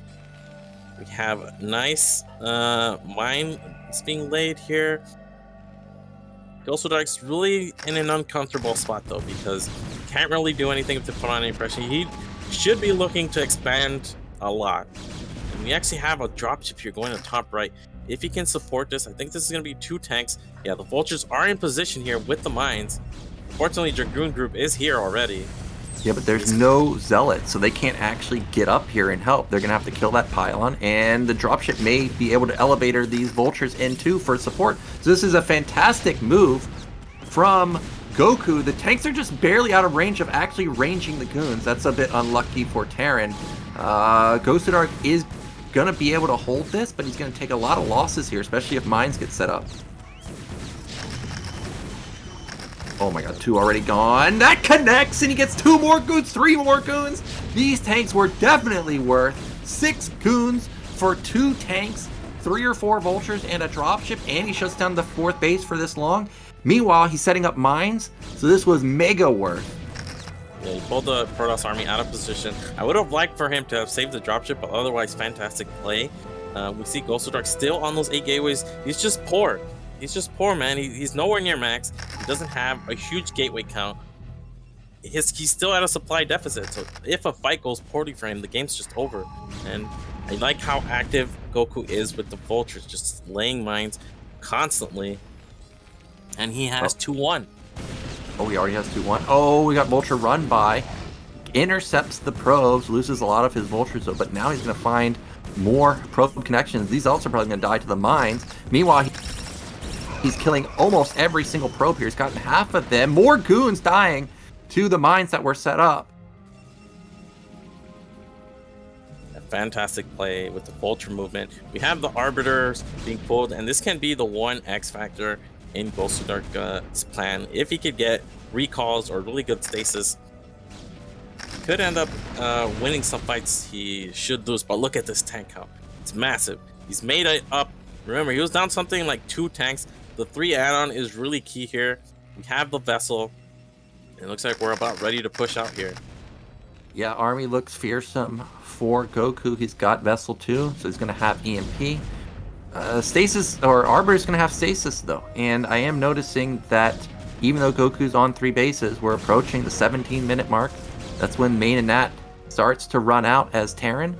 So Goku does need to get another base, and that's another big connection. Takes out 4, 5 goons for free. Zealots are going to eat some mines too, and he's just A-moving this army. And now he's on the low ground. He's got to be careful, but this isn't a large army from Gosudark. Where's the rest of the units? Even more goons going down. It's like everything was at that rally. That's 3 arbiters though. Can we get an EMP? Oh, that's so many club tanks. That's a great EMP. Hits one of the arbiters. That's still going to be a pretty good stasis. The problem is Gosudark just doesn't have any units. Oh, that's a fantastic secondary stasis. Now all that's left is 3 tanks, 2 vultures, 1 Goliath. Goliath is going to single-handedly take down at least one of the arbiters, but more goons moving into the position. Goku doing a good job to reinforce. One of the arbiters is gone. Yeah, I'm looking if he's taking a 4th. Looks like he just sent something to mid-right. There's a pylon at bottom left, but I mean, Gosudark, he did a decent job at holding off the attack, but he wasn't able to kill everything, and now these tanks are going to unfreeze. And again, look at the gateway count. It's still only 8. I think Terran has 9 factories here. yeah, Terran has more production than Protoss right now. But as I stated, main's mined out. Nat's basically mined out. There's still no 4th command center. So if Goku or if Gosudark can make it weird, like with this counterattack, he may be able to stabilize the game. He may force Goku into this weird position where he's just, stuck, not mining. Meanwhile, Goku not going to let that happen. He's going to kill top right while also pushing the 3rd base at the same time. Lots of units left at his rally. He's going to kill the last mining base with Gosudark. Gosudark never took mid left. And there are mines here to buy him time and critically alert him that the army is here. So we should see a quick reaction. Yeah, lots of mines being laid. There's only one tank here, but with the high ground and the bunker, don't think the Dragoons can break through here. You have Arbiters, though. Yeah, but there's turrets. There's a bunker. He can't freeze that. He frees a couple vultures, but that just means he can't get into the 3rd base. So this attack is going to be denied, and Goku realizes, okay, no, actually he's going to pull back and try and continue to push this 3rd base. I mean, like, look at this. Like, the Zealots, the Goons, they're all bugging out. They just can't get into this 3rd base because there's just no surface area to get in. He's finally getting in, but now there are mines as well. The bunker's still alive. I mean, this bunker has provided so much value for him. He did stasis the lone tank, though, but, I mean, the reinforcement should be able to clean this up. Well, supplies are still close. It's 150 to 150. The Arbiter is going to finally fall, but it does get off another stasis. However, Gosudark is basically not mining. His Nat is still up, but his 3rd base is gone. 4th base is gone. He's got a decent amount of minerals left over, so he's still going to be able to pump out for a little bit longer, but not looking good. And now Goku has mid right, so he can finally saturate that, send all the SCVs that are mining in his main and natural there. And looks like Gosudark will retake his 3rd. Actually, looks like mid right just started, but I like Goku taking his bottom left as well. Army supply is about even. Gosudark has a lot of army left over, even though he suicided into that 3rd, but again, no mining. Yeah, that's the main issue. If Gosudark still had one more base, I would like his position. But the fact that he's not mining anymore, it really all comes down to these stasis. Stasis can be game-changing, and we know that he does have, I think, 3 Arbiters. So if he can find a good engagement, this is definitely a game Gosudark could steal away from Goku. But the longer it goes, the more bases Goku's going to get up and running. You can see he's transferred to mid-right now. He's going to transfer to bottom left pretty soon. Yeah, and I like the constant presence on the map with mines. It's just, he's gotten so many kills with these mines, and it just buys him time. It'll alert him of Protoss army movement. Now that he has mid right and bottom left, it's going to be very hard for Gosudark to do anything. Maybe he goes for recon at bottom left, which is very far away, and then a frontal attack at mid right. Looks like he's going to go for the attack here. He hits both of the Arbiters in the lifeline for Gosudark. Well, it's over. Even EMPs the Zealots, and this is most likely going to be the final attack. Good D-Matrix on the tank at the top. Literally loses no tanks. That's the GG coming out from Gosudark. And it's going to be Goku eliminating Gosudark from our Latin American Championship. Wow. A big upset. One of the favorites to advance. One of the favorites to be in the Final Four. Not making it here. Yeah, and Goku played pretty much perfectly. And remember, Gosudark got away with absolute murder. I can't even tell you how much murder that was. 6 pylons extra while taking a 3rd Nexus with no Robo. 9-minute observer. I mean, literally any timing would have killed him. But he managed to get it up and running. Went into the mid game in a good position. But as you stated, the mine placement from Goku literally won him that game. I mean, they got so many connections, it was unreal. Yeah, fantastic vulture movement, and I mean, he just did a great job at being at a lot of places at once. Even that drop with the 2 tanks. If he had placed those 2 tanks within range of the ramp, he would have killed, I don't know, maybe like a dozen goons. Even without that, he still killed 6. Just found fantastic value all the way throughout, and eventually once it came down to the big fight, you saw it was very close. So just imagine that fight with like 6 more Dragoons and or 12 more Dragoons and a few Solids. It would have probably look very differently. So Goku did a really good job, and he won. And surprisingly, Gosudark is out. He's eliminated. Right? Yeah, and he's gone. Okay. Yeah, it's best of one, so he's gone, and it sets us up for an interesting matchup in the losers bracket. We're gonna have Goku versus either Kruza or Jiren. Jiren, who's again one of the favorites to go very far in this tournament. Well, he was already started in the losers bracket, and meanwhile, Kruza versus Zeddy. I mean, Kruza looked very strong there too, even though he ended up losing. So, it's gonna be difficult. Whoever comes out of that for Goku to move on. Now what matchup are we going to go into? It's like before we go, the next match is going to be Conan against Tech. But before that, we will take a short break. So we'll be right back, guys. Don't go anywhere.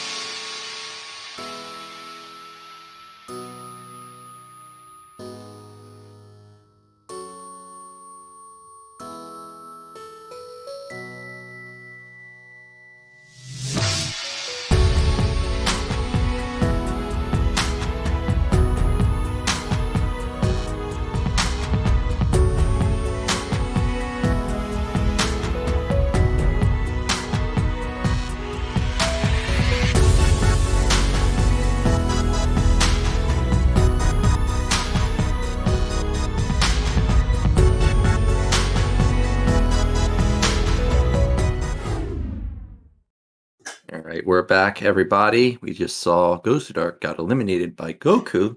Bit of a surprise there, but Goku played quite well.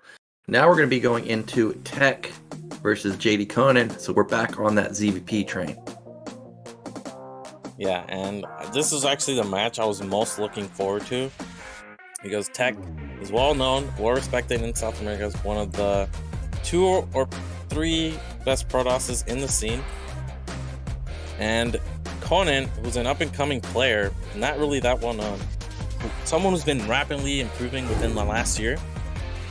And these 2 players have somewhat of a history. And what is that history? Well, they faced in the tournament finals in South America, where this tournament didn't have Dandy, Ultra, Babo, or TerrOr, so it was basically like just for the second tier and below players. And Conan managed to upset Tech in that tournament. This was before he had won any major tournaments, and he won pretty decisively too, 4-1. So then quickly after that, there was a show match organized, one of those best of 9s where all 9 games are played, and Conan again won 6-3 this time. So very decisive victories, and I'm sure Tech is itching to get his revenge here.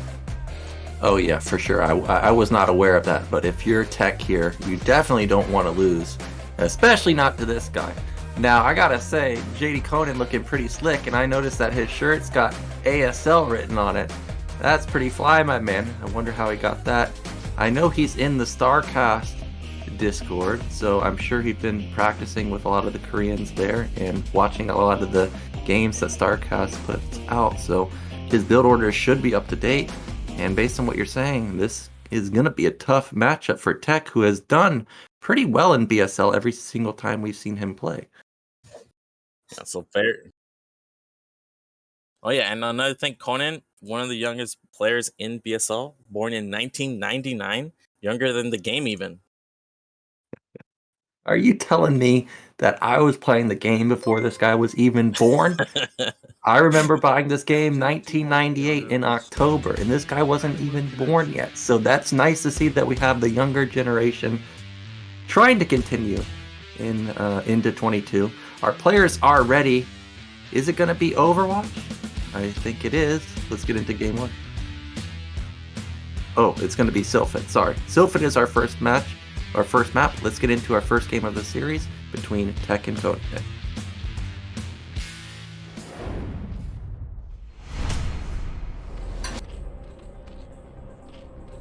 Right in the top middle, our Zerg player, it is JD Conan. And in the bottom left, in the color red, we have Tech. And Conan gets the 12 o'clock Sylphid spawn, a famous spawn with just like extremely good mining. Like this spawn is so good. I remember there was a game between Dragon and Hawk, and the turn rate was like, it was turn rate 10 extra high, and it was still lagging, but Hawk was like, no regain, because he got this spawn. This is just a great spawn. We'll see. You could just see the timings are just gonna be like 5 seconds faster for everything. I have known that this is a good spawn position. I was even gonna ask, is this as good of a spawn as... I mean, Artosis doesn't like it for Terran versus Zerg, but I like it because of how fast you can mine.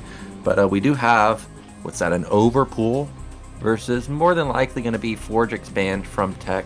Unfortunately, he's not going to find Conan first, but Conan is going to find Tech first. Yep, but because it's a 3-player map, nothing to panic about. Tech is just going to be able to go Nexus and then cannons. One thing with Sylphid, the rush distance is actually pretty close, and we are going to get faster than normal links with this overpool, so you still have to be careful. You gotta remember, like, sure, overpool can go Nexus first against it, but there are map features that you gotta consider, so we'll see. Yeah, we did see, who was it, Cruzago always go for the cannon before the Nexus. Looks like Tech is aware that this is a good spawn for our Zerg player, and he's going to put down that... No, he is going to put down Nexus first. Okay, this gets interesting. Can the Lings get across the map in time? As you stated, Sylphid, not the longest rush distance. Wow, that's a drone. Yeah, Zeron, and there are just 2 links. I don't think he will do anything with this. Cannon already started. Another thing is he went 13-13 on some maps. You can even go 14 cannon, but because it's so fit, you have to play it safe.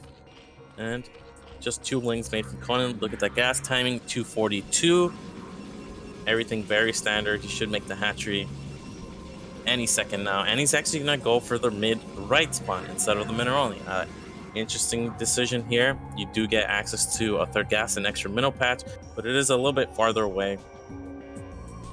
Yeah, but gonna have that extra mineral patch, which of course is critical for any race, but really boosts Zerg a lot since their drone count is pretty low for a lot of the game. Gateway's about halfway done. Gas coming in, and Probe's still alive.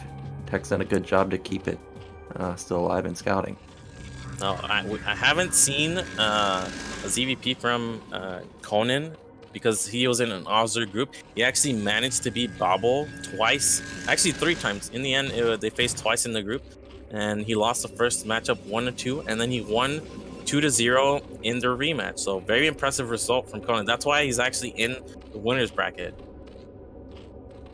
That's very, very impressive. When you think of top tier Zerg players, I guess you're going to have to start considering Conan in the Latin America region, because really there's only one that stood out, Jiren, and he's already in the losers bracket. Now that Probe barely gets away with his life for now, but he did get a lot of intel. He knows that there's no hydrogen. He spotted the lair, I think, so he knows everything's pretty normal. He still doesn't know that the 3rd hatch is at mid-right. Yeah, but when you see it's not the mineral only, it's either at mid-right or potentially at bottom right at the natural. But Stargate goes down for Tech, so that means any second now we're going to see the Spire timing. It's only a few seconds behind, which is perfectly normal here. Overlord's running away, and we have the first Zealot moving out. He actually doesn't know where the 3rd is, so that's why you see it going to bottom right. Yep, he just wants to scout. He sees it's not at the nat and instantly backs off. It's unlikely that it's going to be in the main, so he's moving into the mid-right position. I'm guessing that the Overlord intercepted that Zealot, but I didn't just quite catch it. Now the Lings are going to find the Zealot. Zealot going to try and be annoying. Drone being pulled off. No, the Lings! What are they doing? I'll tell you what they're not doing. Their job. The Zealot gets in, 2 swipes on a drone. Good pull, but this is already very annoying. So even going to get behind the mineral line now. The one thing that we don't see is a 2nd Zealot heading towards the natural from Conan, which could have been potentially extremely annoying. I think speed just finished. Yeah, there it is. And 1 drone goes down, so it's definitely... this was definitely worth it here for Tech. And yeah, there we go. It's not 1 Zealot, it's actually 2, so we only have 4 Lings. I think it's 3 at the 3rd. Yeah, now I'm not sure how many gates Tech has. I think it's still just 1. Don't see an extra gate. It is not. Don't see it in the main Citadel just now starting around 5:30. We got the first Sare out. These 2 Zealots may be dealt with the next round of Lings being produced, but they are going to continue their march towards the natural. Yeah, but he's got to be careful. He doesn't know how many more Zerglings have been made. Sometimes you just go halfway and retreat, but now that there are a lot of speed links out, these Zealots should be cleaned up. He at least forced Zerg to make a lot of units and not drones. And getting that 1 drone at the 3rd was very valuable. Might get an Overlord here before he retreats from the Scourge. Oh, huge to not let these Zealots get in that key location there. Looks like only 1's going to get in, but will be easily dealt with. And, well, looks like we have a couple Corsairs still hanging around. I'm surprised he's not run away. These could definitely be... Okay, he sees the Scourge, so he's going to run away. Yeah, nicely done from him. He's going to save potentially both of them, but more than likely he's going to lose one of them. And meanwhile, I think Conan put down his 4th and 5th hatch, so starting to macro up. Oh my god. Oh, how did he juke that? Looks like it is going to be able to get away here. Well, back in Tech's main, I am not seeing any gateways, just 1. So really low on his production. Templar Archive got delayed quite a bit too, but it's finally started. Well, we're just heading into normal PvZ at this point. Does Zealot move out if there is one? It's going to be very weak, of course, because we threw away 3 Zealots early to do some economic damage on Zerg. Hydra's just started. We have nice SimCity at the natural and the 3rd. Nice drone saturation. We actually have 10 in the main, an extra drone, which is not something to scoff at. Third with 9 drones as well. 6 hatch should be started right about now. We see the minerals floating there for Conan. So far, very standard build from both players here. Yep, that is just 3 zealots moving out, though. I'm not too sure Conan's going to be scared of just 3 zealots. However, these Scourge following them mean there's no Scourge in the main. There's Hydras set up to defend these Overlords, though, so I don't think these 4 Corsairs are going to get any Overlord kills. Nicely done from Conan here. And he's going to kill off a Zealot pretty much for free. Yep, still waiting for that 6th hatch. He has the minerals for it. And 4 cannons going up. This is probably a product of the late archives because you should have High Templars with Storm ready at 8:15. Instead, his first High Templar is just popping now. Manages to get 1 Overlord. Nice pick off there. Again, I'm waiting for. Looks like the money just got spent. Do we see a 6th hatch anywhere? I'm not seeing it. Maybe the drone count is a little too low for him to support it. It felt like he had a lot of Hydras already built up, and that is a sizable amount that you're seeing outside of the natural right now. Storm is done, but I'm not sure those Templars have energy. No, they do not. Needs 5 more seconds. Okay, so he's safe and secure. The 4 cannons make it so that Zerg doesn't really commit here. And there's a Robo 6, or I think that's a 5th and 6th gateway. Should be going up to 8. And another round of drones was made, so we should be at a very healthy 45 to 48 drones. Well, we've got these Hydras just trying to be annoying and bait out a Storm. I don't think he's going to bait one out, though, but supplies are pretty much even, 88 to 82, so that means Zerg's in a pretty good position right now. Sayers again trying to find some straggler Overlords, but I'm not really seeing any. We even have a drone in position to take the 4th base, and we have the 3rd gas available, so that's something you got to factor in when you take this quick of a base. And because there's still no hatch, I'm thinking Conan is committing to something here. It's possibly a lurker contain. I'm not sure because he has a lot of units. Yeah, he does have a ton of Hydras, and he also has a lot of gas banked up. So we'll see if he is going to morph into that lurker contain. The Corsair is still hanging out, trying to find some free Overlords, but still not able to find any. The gateway ended up falling, and Templar are moving into position like they want to go for a Storm, but they really don't want to waste one for just 3 Hydralisks. Hydra's half +1. Looks like we have 1 armor, 1 weapons for tech. 1 Hydra goes down to a cannon, but he is going to pick off the Forge, which is going to mean any subsequent upgrades are going to be slowed down for tech. And the Robo finished, so he's going to have observers soon. I still don't see. Okay, the first lurker is being morphed. You can see it there right behind the Hydras at the front. Ooh, that's a very Storm. nice Storm. Clips a lot of Hydras, picks off 3. Yep, and it's spotted, or the Zealots moving out spotted the lurker, so Tech knows. Okay, hey man, you're in a transition. I should probably move out now. Shuttle's gonna move out. Not sure if Conan actually noticed it though. Storm goes down, actually a kind of a whiff. Corsairs finally find some Overlords, but they're gonna lose their lives for it. Loses 4, 5 Corsairs. The Overlord survives. It must be DTs in there. No way he would sack all of his. Oh, it wasn't. It's 4 Zealots, and those are gonna get cleaned up by Hydras probably. Yeah, but he's pulled a lot of Hydras out of position, which will allow him to break out of his contain. He's up to 9 gateways, actually, so a huge investment in gateways. Shuttle gets picked off, Zealots get dealt with. Actually do a decent job. I remember there being a lot more Hydras here. And, well, he's breaking out of the contain. Not that many lurkers here. Yeah, and Tech needs to be careful with his observers. That's a very far forward observer that could easily get taken out by the Hydralisk. Overlord's just barely out of range, though. 1 goon falls. I noticed that Tech didn't use very many storms, so I'm not sure how much energy he has. Oh, there's a good one right there. Yeah, and he's catching the lurkers before they're unmorphed, and he's pushing through. This is a huge army. I mean, he still has 4 High Templars. I don't know how many storms they have left, but he's catching a lot. Looks like both. Okay, 1 observer gets sniped there. The Spirit's doing a really good job. 2nd observer gets sniped. Yeah, but Conan doesn't seem to really have much of an army at all. Like, it's split up all over, and it's not consolidated at all. That was almost no losses for Protoss. He's got a 40 supply lead. It's gonna get him presence on the map. He can take a third base. He's on 9 gate, so he's not lacking in terms of production at all. Yeah, and again, this 6 hatch was extremely late. You can see he's floating minerals now. He should be either, if he's going into Hive, he should be on 8 hatcheries, or if he's just massing, he could be on 9 with just pure Hydra Lurker. But you can see he's making these links, which aren't going to be that impactful.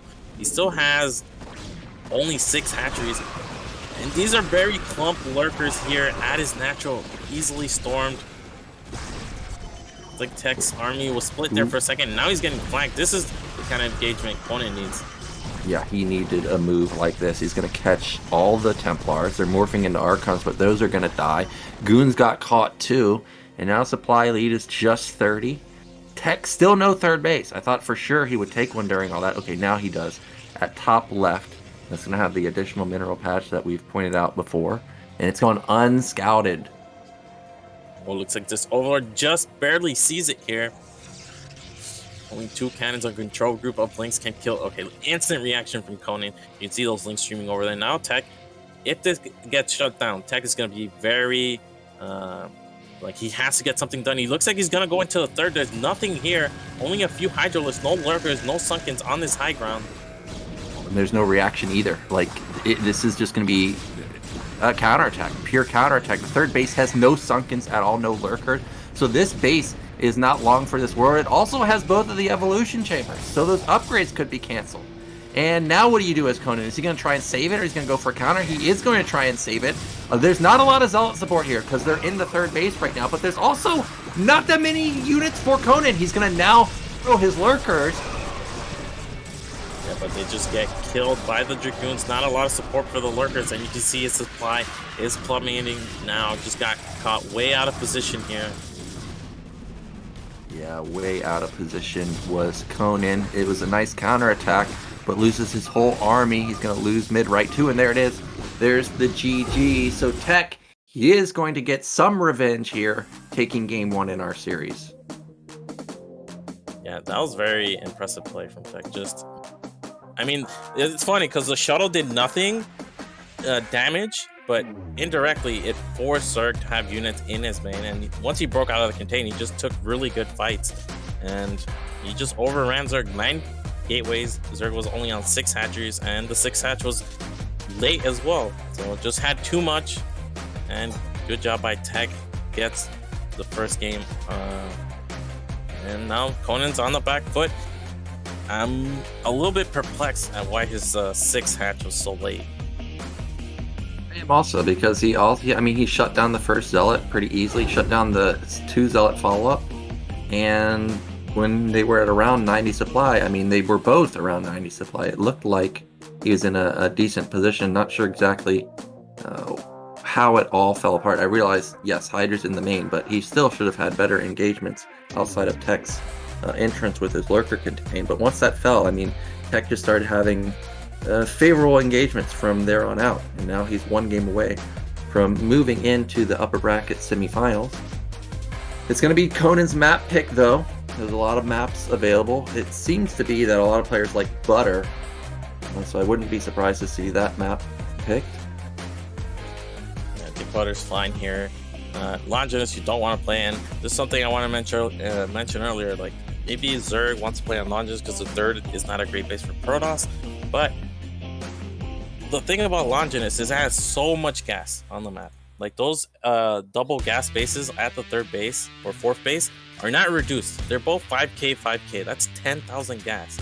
And gas heavy maps like it are very much in favor of Protoss.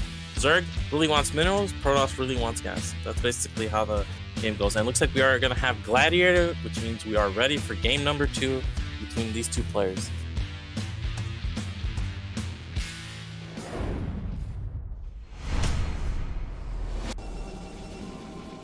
Okay, starting in the bottom left position, up 1-0, it's Tech.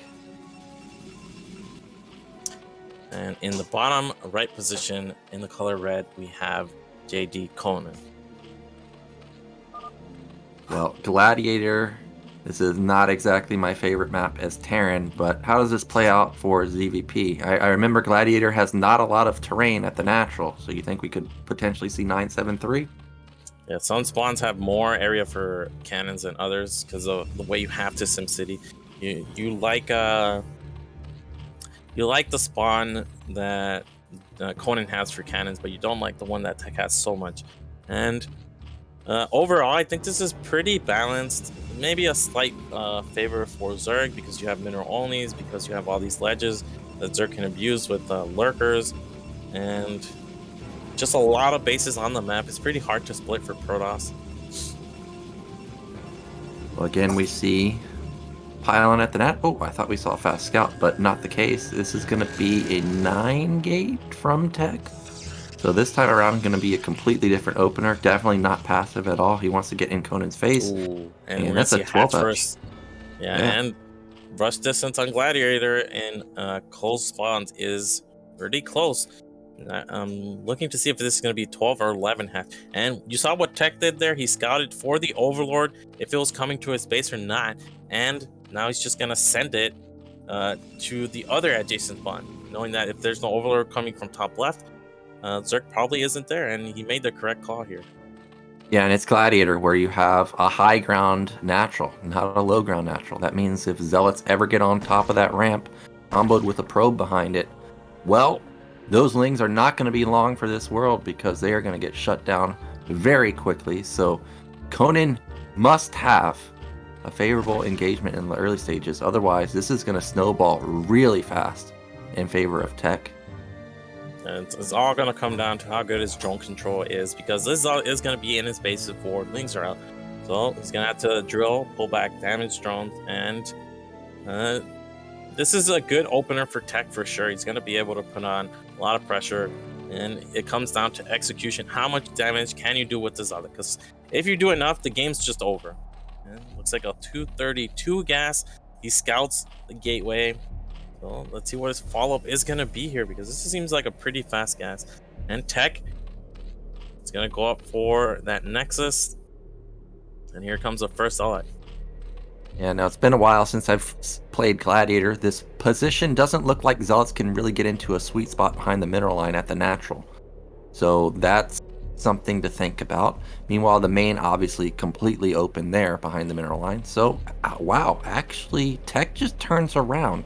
So all this did was force lings, and of course the gas was much faster than last game. But other than that, not really a lot of damage done. Remember, this was a 9-gate. This is not a 10-gate, not an eco opener. So I don't know if this did the necessary damage that Tech needed. Yeah, I don't like this at all. Even if you lose that first ally, you're guaranteed to get something done. We see actually a gas pull with Tech scouts. So it's just going to be for speed, most likely. And I think it's Lair. It's Lair? Okay, because it was... No, I'm confused now. Did we see... Like, Tech is confused too. He doesn't know what he's saying. Yeah, he still doesn't know about the third hatch. Oh, that's a Hydra den. Okay. So not going to be speed, not going to be Lair. And look at that SimCity. That cannon is not in a good spot. I don't think... And, I mean, can we look at the natural really quickly? You can see how few cannons you can actually fit here. Like, to protect the gateway and forge is very little. Well, at least he's going to be able to stack up quite a few at the bottom side. But yeah, that gate and that forge, that is definitely donezo once the Hydras start getting pumped out. So I really do like this Hydra follow-up. Now, Overlord... is this a tell? Because the Overlord seems to not be able to make a decision. Do I want to sit at your nat or do I want to go to the main? Do you think Tech is suspecting anything? Well, I mean, now it's going to the main, but it felt like that Overlord could have been there a lot earlier. Yeah, for sure. I like to sell it. The tot on the map. Conan doesn't exactly know where it is. I'm still looking back at the early game why he didn't commit that first outlet, because he did a response to something you do when you scout cross 12 minutes, because you're not guaranteed to get any damage from it. But he did it against an adjacent spawn going 9-gate. So really questionable there. See the Stargate for Tech. have the 973 ready. This Zealot looking for the third base. And looks like he's gonna spot the Hydras as they're popping. So he's gonna have an extra few seconds to react here. Well, first Zealot gets shown, but the second Zealot could do a surprising amount of damage. Unfortunately, Tech, I guess A moved it a little bit too quick, and now that's going to get picked off also with no kills at all. Now Conan, he's moving into position. Look at this. Tech already knows. Like, that Forge is gone. So he's already preemptively building a second one behind it. And now the Lynx can actually come to the fight and tank a lot of fire and pounce on these cannons. Potentially, it's only 2 Zealots. The risk when you throw away those Zealots like that against 3 Hydras, so you have nothing to buffer for the cannons. But now he's going to have to wait for a range, so Tech will have a few seconds here. It was very important he saw the Hydras with that Zealot. If the Hydras had arrived here, he would have probably just been dead outright. Yeah, so good scout there, but he did lose 2 Zealots. However, JD Conan, he's committing to this. He's building more Hydras, but the drones is about to get hit by a single Zealot. Here he comes. He's going to try and jump on these cannons.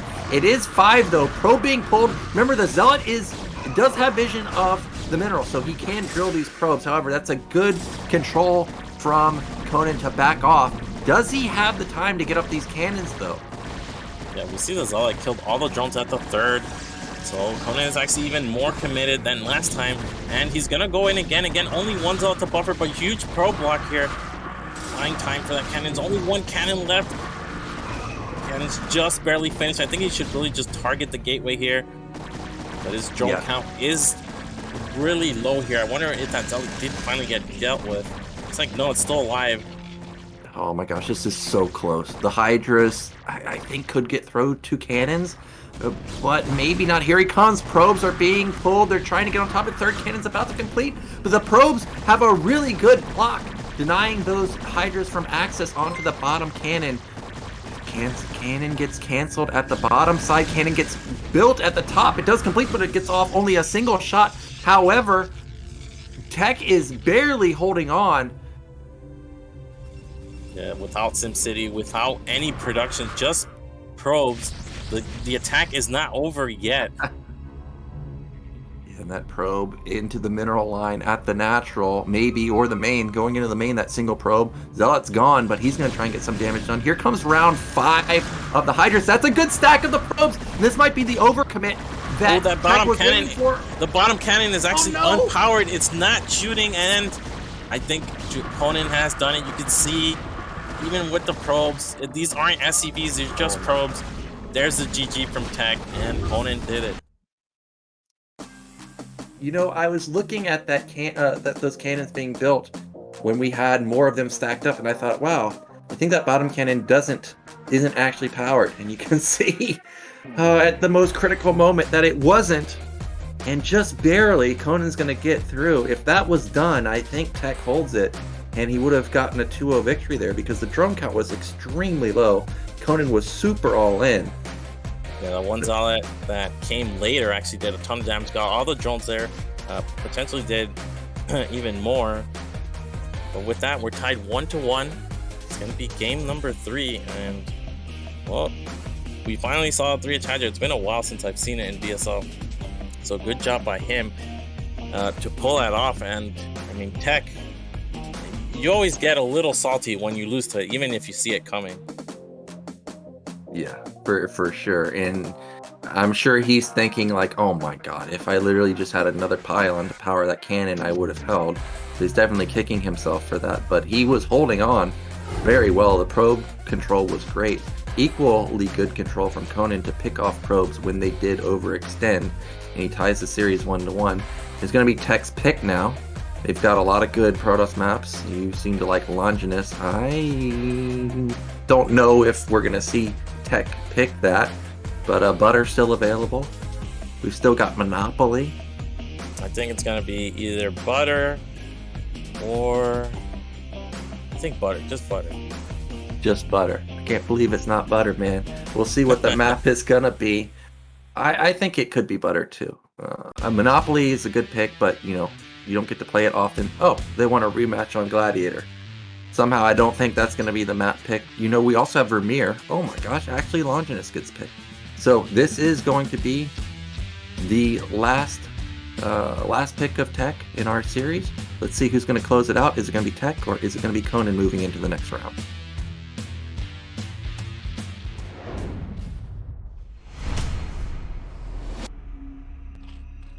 All right, in top left, tying it up 1-1, it's Conan. And in the mid right, it's Tech and Longinus. So we are seeing it. The thing is, for this another thing I didn't mention is you have this extra mineral patch, which actually helps out Protoss a ton in the early game, just setting up for the mid game. And I don't think we'll get to a point where we actually see the real map, like why this is such a good Protoss map, because you need to get to that double gas space. And then the thing is, the way these players have spawns, it's possible Tech can get 2 double gas bases. Just imagine that. Protoss is only on 4 bases or 5, and they have 6 gases at their disposal. Yeah, we were talking about how Cruzago couldn't get to Archons because of his lack of gas. Well, if you can secure 6 gases on Longinus, I mean, probably the entire army is going to be Archons for Tech, which, if we do get to long game, I think he will build just tons and tons of Archons. We do see that Tech not going to get the first scout off. Meanwhile, Conan is going to find him first. And this time around, no 12 hatch. This is going to be overpool. Oh, no. It's a 9 pool, actually. So 9 pool with the gas trick. Going to get this extra drone. Fortunately, for Tech, it's only a 3-player map, so you will be able to scout this right away. He's gonna go for a 12 Forge. Timings on this are tight, but I think he will have the cannons in time. Yep, Forge just now starting, and luckily for him, it being a 3-player map, he's going to see that this is a 9 pool, and we'll be able to get those cannons down in time. If this were something like a 7 pool, a 6 pool, the game would actually already be over.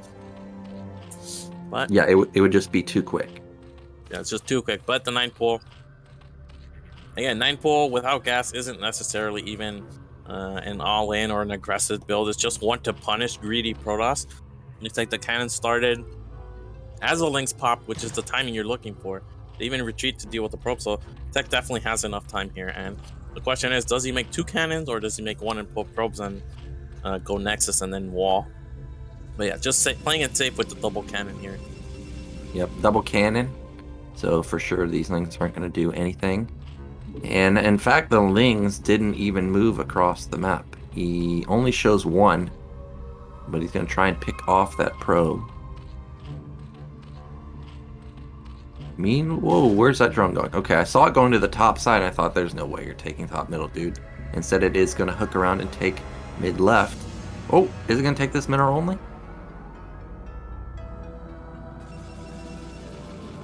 Alright, mineral only taken. You gotta be careful. Don't want to lose your first Overlord. Meanwhile, Probe's still alive, done a good job to get the gas timing, and he sees this is a pretty late gas. This is like a 3-minute started gas. With the gas this late, you gotta consider Zerg went for 9 pull, so everything's just a little bit late. And in a normal game like an overpull, gas this late would 100% be Hydra, but hasn't gotten a read quite yet. And it's a fantastic job from Tech just to keep the probe alive against 6 Lings. Not an easy thing to do.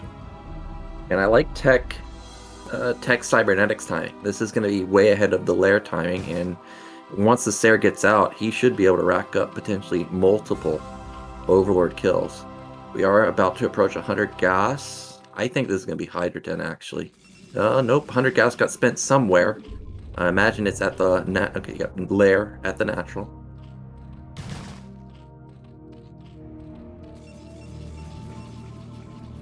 Now, I was watching a recent game between Soma and Best in one of their show matches, and Best had something like a 45-second faster core than Soma's lair.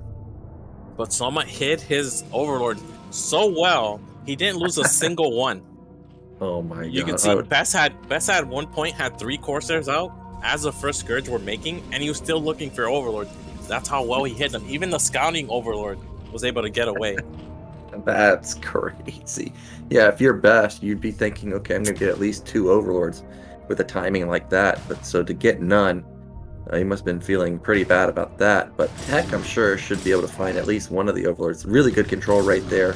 Trying to get as much damage done as he can with that Zealot. He ends up only taking down one of the Lings, but it was good control initially. And Hydroden. Ooh, this could be Lurkers. You know what this is? This is a concession from Conan that his tech is just too late. He's gonna try to defend the Corsairs with just a couple Hydralisks, and then just go into 5 hatch from there without a Spire. Yeah, I like this choice. Oh my gosh, look at that Zealot bug out right when it wanted to get that last hit on the drone, and he doesn't get a single drone with that Zealot. A bit unlucky for him. Alright, behind this just standard from Tech. I don't think he's gonna go into mass Corsairs. Might not even get +1, just something like 2 or 3 Corsairs maximum. Because he knows, or maybe he doesn't actually know that there is an Aspire, and this is going to be Hydras to deal with the initial Corsairs. Yeah, well, he'd never spotted the Hydroden at the 3rd base, so he may be expecting the Spire, like you said. That's a 4th hatch at the 3rd for Conan right now. Overlord already died in the main, so Corsair is going to be able to potentially rack up a 2nd kill once it finds another one. I think it has found one at the natural right now. Maybe not.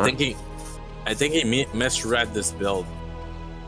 I think he's thinking this is gonna be Hydra Bust, but this is just macro play. Like, these Hydras don't have upgrades. Now he'll see a round of drones. I think he'll cancel some of these cannons. Yeah, he should, because you don't want to be building a cannon when that could have been a gateway. So he does need to cancel at least one of them. Maybe he's just going to let it complete. That seems to be the case. 5th hatch, Evolution Chamber. You can see how late the gas is. The 2nd gas from Zerg in this position. Just a lot of economy early on. And we did see at least one of the cannons canceled. It's like you realize it a little bit too late to cancel the rest. Yep, Gateway is just now starting to go down. 3rd one going up, soon to be 4th and 5th probably. Forge has been conceded. It's still upgrading though, so that should complete, but he's got a backup Forge in his... Oh, he instantly upgrades, most likely armor. Meanwhile, Isolated Overlord, that one is going to survive for now. Still hasn't found that blob of Overlords at the 3rd though. And still looking for Conan's 6 hatch. He has the money for it. Something we saw in the first game. Just got the 6 hatch really late, even though he had the money to make it. This is around roughly the time you get it as well. It looks like that's the 6th one right there at the 4th base. But to me, it feels like he may be overextending with the 4th base right there. He's got to cover the Nat while also covering the 3rd, which is super open, obviously. And then also cover the 4th, which the hatchery doesn't cover the ramp there. Like, if Zealots run there, you're going to have very little SimCity. You also can't just sunk in plus whatever on the ramp. It's going to be tough to hold. So I think Conan may be getting a little bit too greedy here. And we do see Tech is starting to flood gateways, so he needs to be careful. Yep, but supplies are even because Protoss was on a very late gateway count. Now that he's jumped up in production, he should end up with a sizable lead here. We still have Hydras being rallied to the front. One thing you gotta consider is that the Minor only doesn't have... Oh, that's a hold position. Able to get 2 Hydras, clip a few others. Oh, look at that. He sends his 3 Zealots out just to knock down 2 Hydras. That's a fantastic trade. Initially, I was just like, dude, I mean, that's 3 Zealots. What is Zerg afraid of? But backs off instantly once he pops them. Yeah, I remember he sent not 3 Zealots, he sent his entire attacking army out. And yeah. Still found value with it. And here we go. This is looking much better. 7th hatch, and we're getting the 3rd gas. I was going to mention this earlier. When you take a mineral-only 3rd as Zerg, you really need to prioritize taking the 4th. So you can get that 3rd gas and start mixing in either Mutalisk, which in this case we're not going to see, or Lurkers. And Conan Looks like he's gonna get into that mass Hydro Lurker mid game. Double forge from Tech, and he's going up to something like 8 or 9 gateways as well this time around. About this just feels too greedy to me. Hydras on high ground are going to push this Zealot attack back, but this is 8 gate. This is with 2 forges. I mean, plus 2-1 is going to be kicking in pretty soon for Tech, and we still haven't seen lurkers at all. I'm still just wondering how the heck Conan is going to defend 3 areas that are super vulnerable, especially the third base. I mean, look at it. There's just no way you can SimCity it. Yeah, just another round of drones. He's critically supply blocked here. Always have to be careful. They're the first lurkers just popping out now. Okay, this is a good number of Hydras. I don't think they're... Okay, they are High Templars here, so he's going to have to bring in some lurkers. That's a ton of Zealots. There's the first lurkers setting up and into position. The Zealots need to run away, because if they commit, they are going to die. And Zealot and, Tech definitely does not want to just suicide these Zealots. And yeah, he does, smartly. You don't want to remake Zealots when you're getting ready for your big Dragoon push, which is going to hit in about a minute and a half. See those Zealots looping around? Maybe he senses there's a vulnerability here at the natural, and there is. There's nothing here, just one sunken. Absolutely zero defense. Yeah, and this is exactly what I was worried about. It's just such an open map. Now 3 Zealots are in the main. There's tons of Zealots in the natural. He's going to focus down the spawning pool. 4th base, Zealots just run by there. Forrest Gump, Zealots, they're just running past that. They don't care about those lurkers. And Tech's just doing a good job to make it wild. I love the hold position Zealot on that ramp. So AI is going to bug out. Look at those Zealots. Look at those lurkers. They're just bouncing around there. Yeah, fantastic movement from his army. And, I mean, Conan has a lot of drones, but he's not really mining here. Well, Tech does commit a large portion of his army for... Oh my gosh, the Zealots were all stacked up, so those lurkers might be able to save the day. One more hit, Zealot, he gets it. All right, but look at Tech supply now. He traded something like 20 Zealots. He did get the hatchery, which is huge, and he is gonna max macro behind us with these 8 gateways. But the exposed bases work both ways here. Now Tech is gonna take this middle only third, very exposed. He doesn't have that many Zealots left over, but he's gonna have nice upgrades and a nice composition with a lot of Dragoons and Zealots and High Templars. Yeah, but that 6th hatch going down really messes up the mining of Conan at the 4th base, but he does have a lot of resources. However, this is a very menacing attack from Protoss. Good Storm hits a lot of the Hydralisk, but it is going to be pushed back. There's actually not that many units here, and this 3rd base is vulnerable. Tech is going to try and take a 4th base, but right now, he needs units, otherwise this 3rd base could fall. He has a couple of templates which have Storm now. I don't see an Observer though. He's gotta have a global somewhere though. I would be extremely surprised if he didn't. Nice Storms, kills off the majority of the Hydras. We have a big reinforcement coming from Conan here. Looks like, I don't think he actually remade the hatchery at his 4th base. Yeah, he didn't. It's still long distance mining. I mean, he's got enough he's got enough drones that it's still kind of effective. That's going to be a shuttle drop, but the lurkers and Hydras are still there. The shuttle gets picked off, and that's a big loss. Shuttles are very expensive. Meanwhile, at the same time, busting out of this lurker contain. Yeah, now Conan is just struggling to spend. He doesn't have the production. He's trying to make this, but you can see the drone mining is actually making it awkward. He's still only on 6 hatcheries. He could be on like 9 by now. The lurkers here really need to be used for either defense or attack somewhere else on the map. Looks like the Zealot upgrades. You see how tanky that one Zealot was. Yeah, he's got 2 armor, 1 shield, 1 weapon. So his upgrades are out of control. Zerg's still at +1 weapon for Hydras, I think. I don't think they have armor at all. I don't think Lings have any upgrades. This Overlord, I'm not sure, has spotted even the 4th base at bottom right. So this is not just going to be 3 base Protoss. This is going to be 4 base Protoss in just a second. Meanwhile, Zerg taking top middle. Yeah, this seems a little bit ambitious here. Right next to Protoss. Like, this is much better defensive position here. We have lurkers getting spread. We have a couple sunkens to support. Yeah, I like the retreat from Tech. No reason to commit here. Yeah, and this was good repositioning of the lurkers and hydras from Conan. So he is going to get his four bases stabilized with that hatch coming up at mid left. He's also got top middle, and Protoss is going to spot it with a couple zealots. Why are they up there? I have no idea, but they do spot it as soon as it finishes, and now Conan has to scramble to get units over there. I don't think he can save this. So for me, I think the best move for him is to counterattack bottom right, but he doesn't know that's up and running. Yeah, no reason to suspect it either. Now there are already cannons and a zealot here on this high ground, and this is where it starts to get scary for Zerg. Looks like the Overlord does see it, but what can he actually do? Without drop, without Defiler, just no way to attack that base, really. Yeah, we see that the Hive, I'm not sure if it just started, but it's definitely not done just yet. So Crackling not coming in for a while, Defiler Mound not coming in for a while. It's going to be a long time for those powerful upgrades to kick in, and that 5th base did fall. And now Zerg's in a really awkward position. Has no map control at all. Has no 5th base, and it's 4 base versus 4 base. Another shuttle drop into the natural. Gets a decent amount of drones, and have we seen, is the Spire even done? Like, I think the shuttle can just continue to harass because there's no Spire anywhere.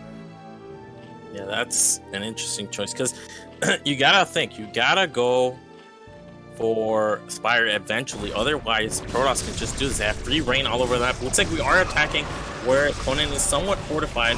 Not a ton of lurkers, just 2 Sunkens and 4 lurkers, but he needs the rest of his army to come to this position and help out before all the lurkers get taken out. Huge storm on the drones, on the incoming lurkers, and looks like Tech is breaking through here. The upgrade advantage is just too large. Yeah, it's 2-1-2, and remember, there's so many lurkers and hydras at that 4th base at mid left. He's tried to reposition 1 right now, but it's too little too late. It's a 60 supply lead now. Sure, there's not very many or really any zealots left over, but these Lings, they don't have Crackling. I mean, they may be able to push this back, but no, they're not. And Tech, with reinforcements at the top side, he should be able to close this game out. Yeah, just instantly pouncing on these lurkers. They're very exposed here. Again, the Lings, they might have crack now, but they definitely don't have the sufficient carapace upgrades to not get too shot by these zealots. And you can see now completely exposed base. So 4 lurkers finally coming from that mid left base, but just walking into Dragoon fire here, and Tech has done it. Yeah, he's going to take this game, and that's going to give him a 2-1 victory in our series, and that's going to push him further through the winner's bracket. So he's finally going to get revenge versus his nemesis. Yep, well done by Tech there. I mean, just could make a lot of units, and really what he did very effectively there was the Zealot movement, just non-stop attack, aggression, getting all over the place, and he was able to get a lot of damage done there and just never allowed him to stabilize. Yeah, his movement really just kept Conan on the back foot, and Conan was never able to reposition enough to keep pace with Protoss, and that means that Tech, he's going to take the victory and move on. And now we have one best of 3 remaining, probably the one that everybody's been waiting for. It's going to be TVP, our superstar TerrOr, going up against NbA, who is very strong in the PvT matchup.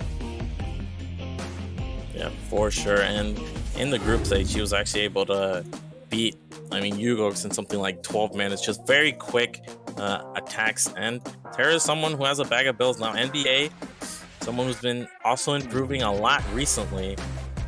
So we'll see what he can do against TerrOr. But before that, we will take a short break, and we'll be right back.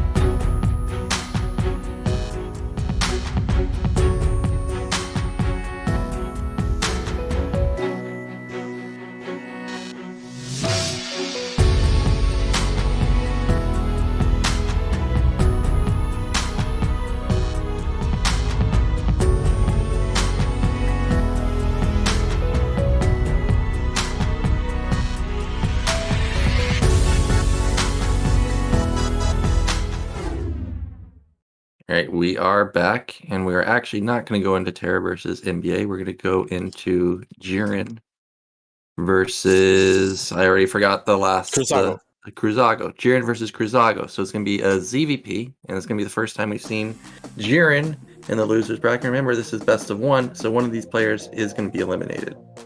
Yeah, and if that's Jiren, that's a huge upset. One of the favorites. Another favorite would be out already with Gosudark being eliminated. And, well, these are two Chilean players. You know they've played each other a bunch. And, I mean, Jiren has a very specific type of ZVP where he's always going to go mutalist, and he's always going to follow that up with Hydralist. So we'll see what he does here. Yeah, we can see Jiren consistently in BSL Pro League tends to be around a 24, around a 16 player. Meanwhile, again, we see Cruza in Gosu League. This is the first time he's made it into the Pro League, so he wants to not be eliminated here and move on to deeper rounds. I think our players are ready, so we are just going to be waiting for the map to be displayed on our screen, and then we'll be getting into game one, and the map is going to be Sylphid. So let's head into game one. Well, actually, the only game between these two players, Yeah. Cruza versus Jiren.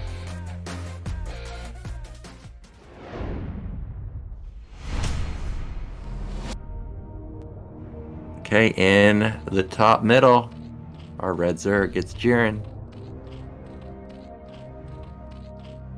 And in the bottom left, in the color blue, we have Cruza.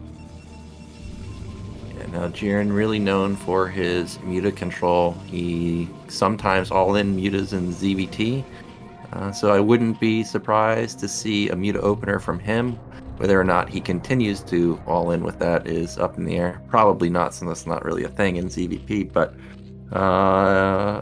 Cruz is going to have to be very on top of his Corsair production, because if it's ever lacking, I'm sure Jiren will jump on that instantly. A lot of the meta has changed recently in ZVP, so we're seeing a lot more mutalists being introduced in the mid game, and there are a couple of different ways you can go about it. You could just make the 5 muta with Scourge to support, snipe a Corsair, and it looks like we're going to see the same 10 Forge from, right? Is this 10 Forge or Gate? Let's see. Okay, just 10 Forge, no surprise.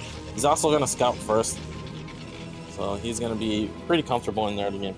But yeah, a lot of muta variations. You can go 5 muta and just snipe a couple probes, have some air control, push back the Zealots, or you can go 11 mutas, +1 carry base, and then a lot of Scourge and try to dive into the main.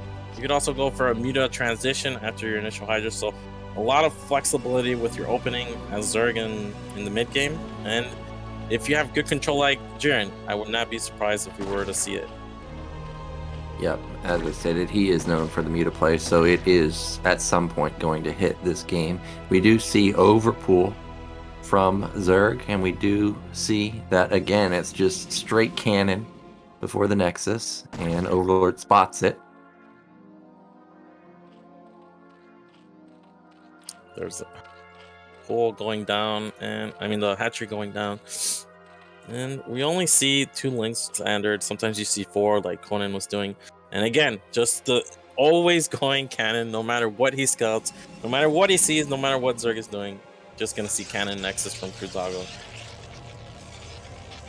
Yep, there's the Nexus, and we do see that it is just 2 Zerglings. So he's not going to have to build an additional cannon, and he's not going to push the probe away easily. He got some good damage there. 245 gas or so for Jiren, and again, our Zerg player is going to take that mid-right base on the high ground. And this is, if you're gonna go mutalist later, you have to have the flexibility of a 3rd gas. Mutas eat into your gas count. If you want to support them with Scourge, you definitely need the 3rd gas. So just a better base to take, and no surprise Jiren is taking it. Yep, Overlord comes in. Everything looks very normal. All day today we've seen straight Stargate. The only game that was kind of different was the Goon opener on Butter, but it was still Stargate. Still waiting to see if anybody will opt into straight Citadel. Is anybody going to hide a second gate at their natural? Probably not, but I would like to see it from somebody at some point. Probe is trying to figure out where that hatchery is. Doesn't find out the mineral only. probably gonna check mid right, and he will find it there. Yep, and just Flare from Jiren. Meanwhile, we have the cybernetic score already start, and Phil's being transferred to the natural here. He's actually going to check bottom right first, which is a little bit interesting. But if you can see that it's not there, there's only really one base Zerg could be at. Yep, not at bottom right. So he should know that it is mid right. I guess it could be at the top middle position, but it's unlikely. That would be forward and near the Protoss, and you never really want to expand towards Protoss. Meanwhile, Cybernetics is done. There's a tiny building built at the bottom side of Cruz's base. I think that actually could be Citadel. It is, yeah, it is straight Citadel. Yeah, and fast +1 here. And, I mean, you're going up against a player who's famous for going mutas. This is an interesting choice, that's for sure. Yeah, this could backfire real quick.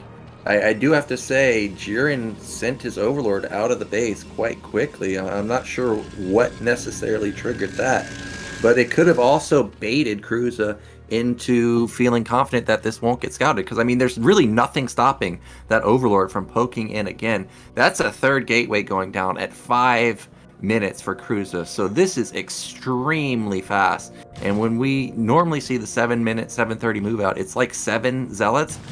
I would say this has got to at least be 10, or he may end up just going faster than usual, like a 6:30 move out. Yeah. But look at that Spire timing. So Jiren, I mean, he's gonna scout. He's gonna see, wait, this guy doesn't have a Corsair in my base. This guy's going Zealot, so he should have the appropriate response, which is just SimCity, get Sunkens. One thing he's not gonna be able to see if there's a second gas or not, because sometimes Protoss go very fast Citadel, but then they follow up with double Stargate. But this is just straight 4 gate speed. Oh my gosh. Looks like Lings get in. Oh, what a blunder there. He sees all 4 gateways and no Stargate. And I mean, he was going to probably build mutas anyways, but this is going to be a huge tell. And double Stargate, I agree, that's the common follow-up. But, I mean, if you're Jiren, you're probably going to be aware of that. So he's going to build mutas to stop this, then probably go into Scourge production. Right now he has no units. I mean, actually none. He's got 2 Sunkens and like 5 Links, and that's it. Mutas are just barely going to pop out in time, though. There's the speeds. +1 should be about to finish. And the SimCity is very nice. Zealots can only get between the Mineral and the Hydra Den. It's like 1 Zealot already done. No drone pull. I mean, there's actually almost no drones here. I think he might be oversaturated in the main. Mutas are out, and I mean, with the mutas alive and the Sunkens not damaged, this should be an easy hold now. That was such an easy hold, and you can see in the probe count that Cruza was cutting for it too. So not only does this just get instantly denied, also no eco for a transition. This is really painful for Cruza. I don't really know how you can ever transition out of this. I don't even see Stargate anywhere. He's going into Templar Archive. Yeah, but he's on 1 gas mining. Yeah. Only 1 gas. I mean, it's funny because once I saw those 4 gate, no second gas, you really just have to kill them with this. You can't. There's very little transition potential. It's not like you sometimes you see 3 gate speed lot with the second gas, and then you see double Stargate getting, and then the Protoss is pulling up the Corsairs to surprise the Zerg, but nothing. Just throwing away Zealot so Zerg doesn't attack here. But this is grim. This is brutal. I mean, High Templars can even be sniped from these gateways. Gateways are exposed, and Zerg can just drone up freely now. They have full map control. Yeah, and that's exactly what Jiren's doing. It's like 12 drones in production. Meanwhile, again, still trying to buy time with these Zealots, but this time he's got, you know, a better SimCity. 5 Zealots gonna run in here. I feel like he kind of has to run into the main, and mutas are just going to show up and shut this down. So this is like 20 Zealots that killed 5 Lings, and that's it. Yeah, that's it. And the thing is, now Cruzago just has no idea what Jiren is doing. Is he going into Lurkers right away? Is he just going to make more mutas? Or is he going to go into mass Hydra? And the responses to all 3 of those builds is completely different. So what can he actually do? Looks like he's going to make 1 Archon. But again, because he invested into so many cannons, you can see He's only on 4 gateways. Meanwhile, Jiren, 6 hatch has gone up. He's getting full scouting information. He might be able to pick off some gas probes. There are enough cannons that only 7 mutas won't be able to do something. But random High Templar near the egg for some reason, that gets picked off.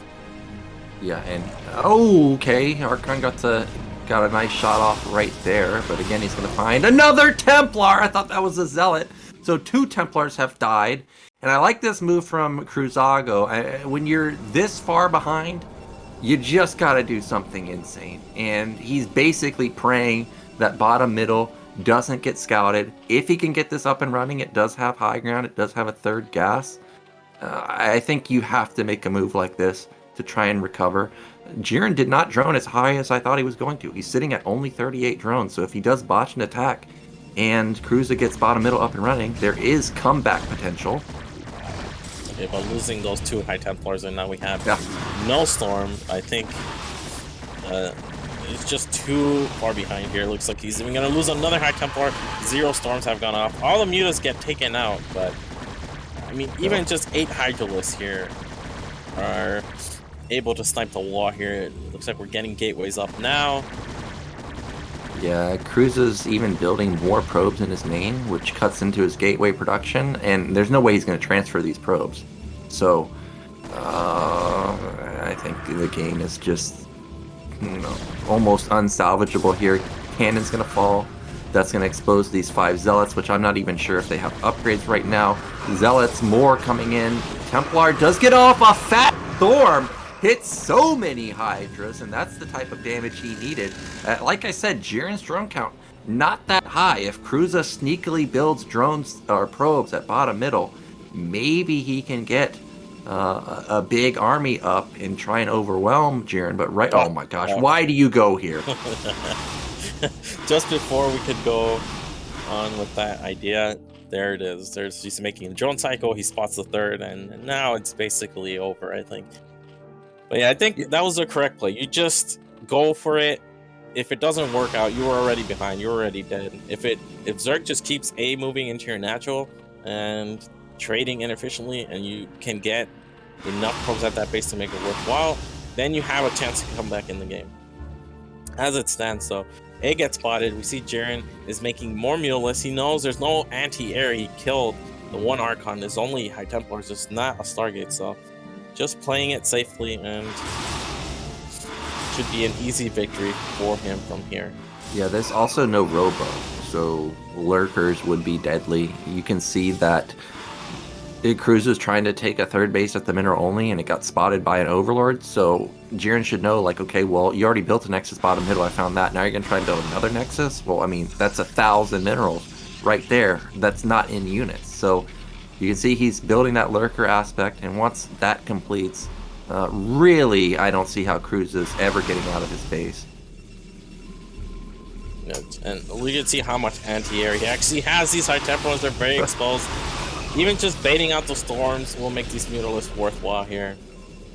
Yep, 2 Storms down the drain.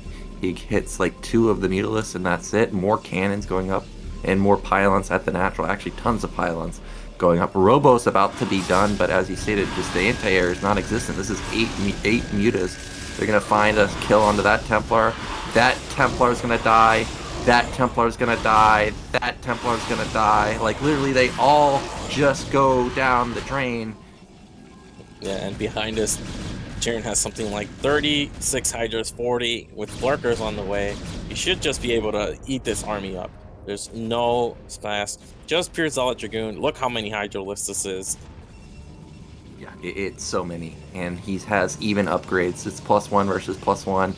It's this army is just gonna get eviscerated. Mutas on the high ground soak up the hits from the goons.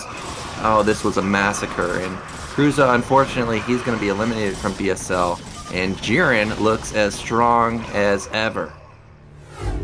Yeah, that was a very clean win from him. Just held off the attack and then just played it from there. And I mean, he did it without really scouting. Oh, actually, the link getting in was crucial because he was able to make those Sunkens right away and start making those mutalisks. If those Sunkens weren't there in time, we could have been looking at a different game. But somehow he spotted a gap in the wall, and just 2 lings ran by.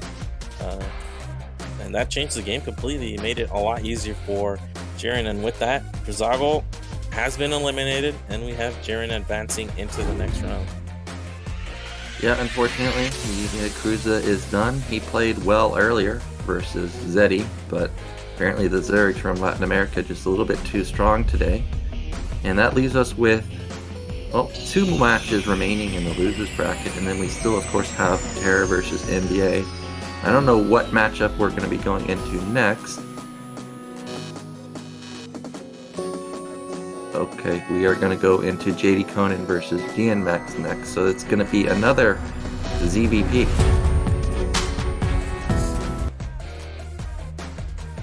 Yep, and after Conan lost to Tech, I think he's got to be analyzing those replays, looking at what went wrong with his build. Because I've seen a lot better play from him. Maybe it's nerves, maybe just he couldn't get comfortable due to Tech's pressure. But yeah, things definitely went awry in at least a couple of those games, especially on Longinus. And now we'll see DMX is a whole different kind of player, someone who is more likely to go into the Citadel play we just saw as well.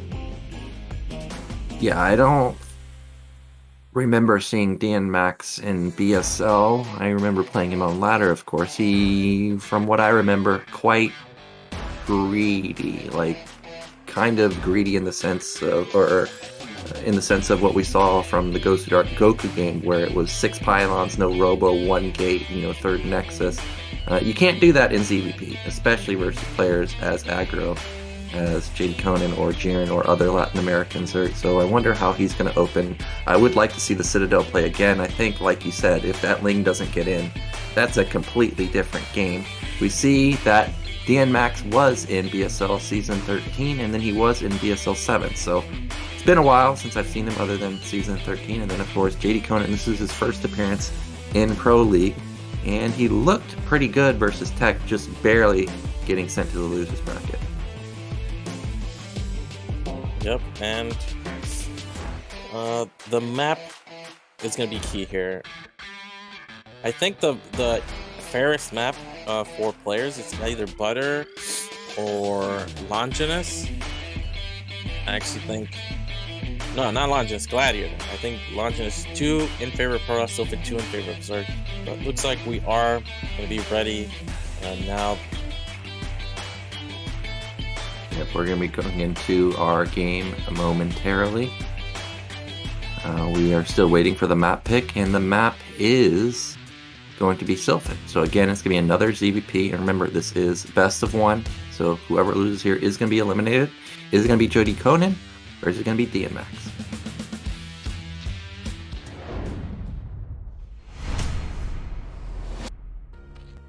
Okay, in the bottom left position, our Zerg, it's Conan. And in the bottom right position, it's DNMax. So DNMax, we haven't seen him really in a while. Do you know anything about DNMax for PvZ? You're just talking about Citadel openers. Yeah, just Citadel openers. Sometimes he goes 1 gate into Citadel right away, which can be, I mean, it can snowball. If you get damage done with your Zealots, and then you just go into Citadel, you can just keep putting on the pressure. Don't let Zerg drone up. But other times I've seen him mix it up and just go Forge, Stargate, or Gateway into Stargate. Not someone you can just go into the game knowing what he's going to do. Okay, well, we see, of course, the forward pylon. Probe mining that mineral, and it's going to come back. So this is most likely going to be Gateway. And we'll see how many Zealots he wants to build, and that's an overpool. Now, we saw one time 12 hatch, but that was on a 4-player map, and it wasn't Sylphid.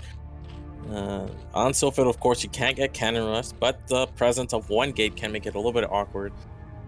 I didn't see if this was a 9 or 10 gate. I also didn't see either. I think the timing of this looks like maybe a 10 gate. Yeah, it looks like it's going to be a 10 gate. I think it's a little bit too much of an eco opener for it to be a 9-gate. Probe is doing a good job to block. However, drone got off multiple hits. So that probe cannot fight him one-on-one, but still it is quite annoying. So we're going to see the second hatch here get delayed for a little bit, but only a few seconds. Oh, actually a pylon here to block, very annoying. Now this actually might force Conan to take the mineral only. No, looks like he's going to go the long way and take the high ground base. So definitely already very annoyed. This is just awkward because later you eventually transfer drones to your natural, but because it's so far away, that's a lot of distance these drones will have to walk. So a small victory there for DNMax. Yeah, and also lost larva that you can flat out never get back as Zerg. 6 lings produced though, so unlike the other games where we only saw 2 or 4, 6 lings are moving across the map. And remember, Sylphid has a pretty open map. This SimCity is not how you do it. You can get 3-gap wall, but you need the gateway to be touching. Then you'll have a gap between the Zealot, the gateway and the forge, but you can see this one probe on the right side is completely exposed here. There's a huge gap. One probe already goes down. There's 6 links here. I mean, if Conan isn't the type of player to do this, but if he were link flooding here, this could be disastrous for DNMax. We have 6 links in the main, 2 probes already down. Protoss has been forced to go Forge and Cannon before Nexus, and behind this, I mean, Zerg is getting the 3 hatcheries up. They're gonna be able to drone up. This one that can actually get picked off here. Yeah, this is an absolute disaster. And Conan, he's starting to mine gas too. 6 lings. I mean, he can go. Yeah, he's gonna catch the cannon right before it completes. So this is not gonna be a cancel. That's 150 minerals down the drain. It doesn't even kill a ling. So there's still. Oh, he does kill 1 ling. There's still 5 left over. That's gonna force out another cannon. Somehow all the lings get back into the main. That was like 6 Zealot swipes, and not a single ling went down there. And meanwhile, this counterattack with a single Zealot, it's just going to instantly die. And this is speed from Conan, I'm 100% sure. Which means if these links stay alive in the main, 4 speed to kink in, then this is going to be very difficult to deal with because, 1, probably going to force a cannon in the middle line, and 2, if the links stay alive, they can possibly flank for a ling all in at the natural. But we're going to have to see what happens next. We have more Zealots moving out. This is a good way to distract Conan from the lings in the main. So I like this tactic from DMX, but of course he has to be careful not to leave holes in his wall here. Well, that's a drone cycle at top middle, and Zealot is moving up to that position. 6 lings are going to try and intercept it. May be able to rack up a couple drone kills while the micro is happening on the right side of the map, or may end up losing his lings while dealing with this Zealot. The speed did kick in. You did just see it right there. I'm not sure if DNMax just noticed it. And yeah, while that attack was happening, those lings in the main did die. Yeah, so defense by attacking, very common tactic in PvZ when you get lings in your main. The best way to deal with them is actually just to distract Zerg elsewhere. So DNMax well aware of that, but even with that, I mean, Lair is faster than the Cybernetics Core. Natural just finished. There's the Cybernetics Core now, and I mean, DNMax is moving out. This is 4 Zealots, but we already have speed links. He could counter here. He could potentially be making, out of 3 hatcheries, a lot of lings, these Zealots. We'll see how much damage they can do. We see Zerg is supply blocked here, but Larva morphing into lings now. These should be cleaned up pretty easy. And there's the Spire already. Cybernetics Core is only about like 60% done. Well, Protoss is about to get on top of that ramp, and then Zerglings are never going to trade effectively here. He can just hold position 2 of the full health ones. Meanwhile, 1, okay, actually, he gives up the ramp, and that means JD Conan should trade very well in this position. Oh, he snipes the drone, though. He's being a little bit tentative. Oh, looks like 1 Zealot actually goes the wrong way, gets trapped. That gets picked off easily. Now, engaging from both angles. Well, actually, looks like there's a gap. He's able to get a good surface area on these Zealots. Yeah, that gap, though, he takes down all of the Zealots pretty much for free. I guess he's gonna, well, okay, maybe not for free anymore. He gets a 2nd drone, almost gets a 3rd drone. He sees the macro hatches coming in. Muta, Spire. yeah, Spire is basically done. So this is going to actually be Mutas. And it was straight Citadel, like you said. The Stargate just started. Oh man, and this is gonna backfire pretty hard for DMX. He's Zerg has the 5 hatcheries already up. Now these mutas aren't gonna come out all at once because he did invest in a lot of Zerglings. Looks like we have an attempt at a run by here, but 2 cannons and now Zealots here. No +1, so even though this was Citadel first, this is not gonna be a particularly scary attack with speed lots. And even then, the mutas have, I think, started. We did see a drone cycle there. This might okay, this might actually just be Scourge. We'll see. It could be, but DNMX spawn bottom right.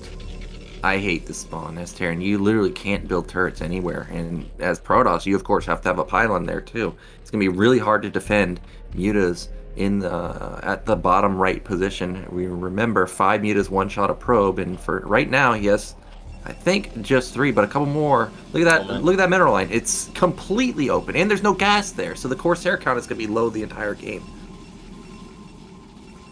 Just the first Corsair. We're not even getting +1 or additional ones. This is really going to catch DMX off guard. And a second one at least. And we do have a cannon in the main. We have 4 Zealots moving out, but this is already enough mutas. There's no creep here, though. Well, Corsair shows itself, but the Zealots showed themselves a little bit too early. They're going to get intercepted by 9 mutas. Speed even kicks in, but it just doesn't matter because the mutas can just straight up follow him. There's also 2 Scourge built. Oh, I guess he's decided that he has enough. Nope. Here come the mutas again to make sure that this does get down instantly. DNMX did more damage than I thought. He got 2 drones at least, and he killed an Overlord, but he needs to run. Oh, CS air. Yeah, and 3 gas up for Zerg. So we're going to see a lot of Mulus and a lot of Scourge. And there's only 1 cannon in the main. Second one just starting here. The potential to dive eventually on this main is there, especially if Conan is also getting +1. We can go right now. This is enough Scourge to kill all these Corsairs. Only 2 cannons is not going to be enough against the Mutalisk. Here we go.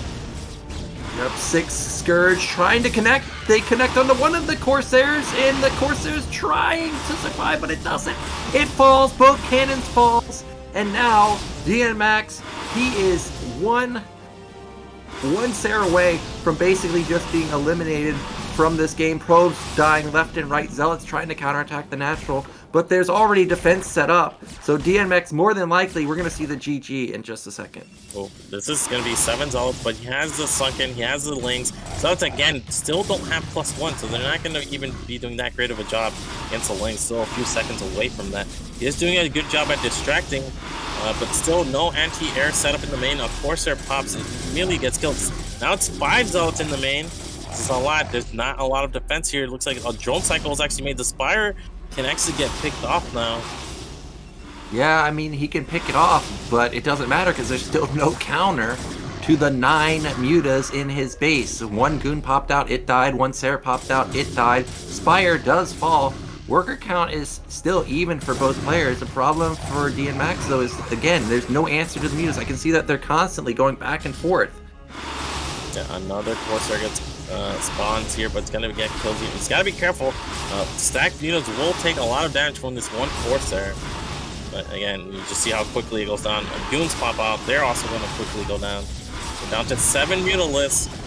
But, again, even if he retakes the main, he has 3 gateways. Zerg is already on 5 match. Yeah, and Zerg has so much gas left over. But the GG does come out, and Conan, he is going to win, and DNMX, he is going to be eliminated. Yep, and much better ZVP this time around from Conan. Just really good job. The Mutalisk really surprised DMX, though. Just was not expecting that at all. And now that means Conan has advanced. Another Protoss has been eliminated. So very little Protoss is actually left, and just, I think, Tech and NbA. Yeah, NbA has to win versus TerrOr, though, which is a really tough opponent for him. But we still have Ugox left in the losers bracket, so there's still 3 remaining Protoss players, but they have very, very difficult opponents. And it's going to be tough for them to move on. And then, of course, if NbA loses, it's going to be a Protoss versus Protoss race kill right there. Yep, and I'm looking at the bracket right now, and I mean, TerrOr, just as strong as he's ever been. He skipped one BSL because he didn't have a lot of time, I think. But now that he's fully back, he just looks as strong as ever. Yeah, I'm looking at who can actually take down TerrOr, and honestly, I think the list is one. Yeah, it's Dandy. I feel like it's just Dandy, but Dandy, you were talking about how TerrOr has taken a break. I feel like Dandy is not as active as he was in the past. I just see this bracket, and I think it's almost TerrOr's bracket to take, unless the only way I can see TerrOr losing is really if he is the one messing up, because he's just so formidable that it's going to take an absolute stellar play from, NbA or Tech or somebody to take him down. Well, what matchup are we going to go into next? We only have two remaining. It's TerrOr versus NbA, and then it has to be TerrOr versus NbA because we don't know who's going to face Ugok. So TVP coming up. It's going to be best of 3 this time around. So at least we're going to get a couple games, and maybe NbA can bring it to TerrOr. But like I said, TerrOr, he's just a league above, I would say, everybody that remains in this bracket. Yeah. Especially with Ultra missing. I remember Ultra way back in RCG, the one that hasn't been completed. Ultra actually beat TerrOr to get into the round of 8, and he beat him twice in the same group. So very impressive result from him. But yeah, that was a while ago, and TerrOr, once TerrOr commits to playing StarCraft, he really just goes all in on it. Just plays, constantly streams, participates in a lot of events. And yeah, from what I've seen from his skill level lately, he's right back where he was when he won BSL 12. Yeah, it's going to be an uphill battle for NbA. We get to see the profile stats. You can see in Season 12, TerrOr did win it. Then kind of didn't have the showing he wanted in BSL 13. Meanwhile, NbA made it into Pro League in Season 13. Then back into Gosu League in Season 14. And now here he is again in the Pro League in Season 15. So he's looking to improve from his round of 24 showing in BSL 13. I think he's got a chance, but it's just really, really hard. We saw TerrOr versus Gosudark was it Gosudark? I think on Overwatch or in the earlier stages. And I was a little worried there because I was thinking to myself, the only way TerrOr can lose here is if he's too far extended in the center of the map. And that's exactly what he did. So if he does that again, I think NbA can win. But if he just plays safe, takes his bases, takes his 4th base, I think he's going to out macro NbA, even though NbA has really good macro. Yeah, I agree. And what makes TerrOr, of course, hard to play against is, he's got the macro, but he's got the micro too. He could go a 1-base drop play. He could do an interesting FD push or something like that, and then everything's thrown off from NbA.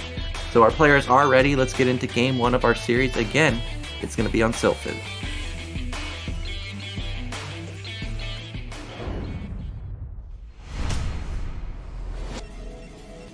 Okay, in the top middle, the Dream Spawn. It is NbA.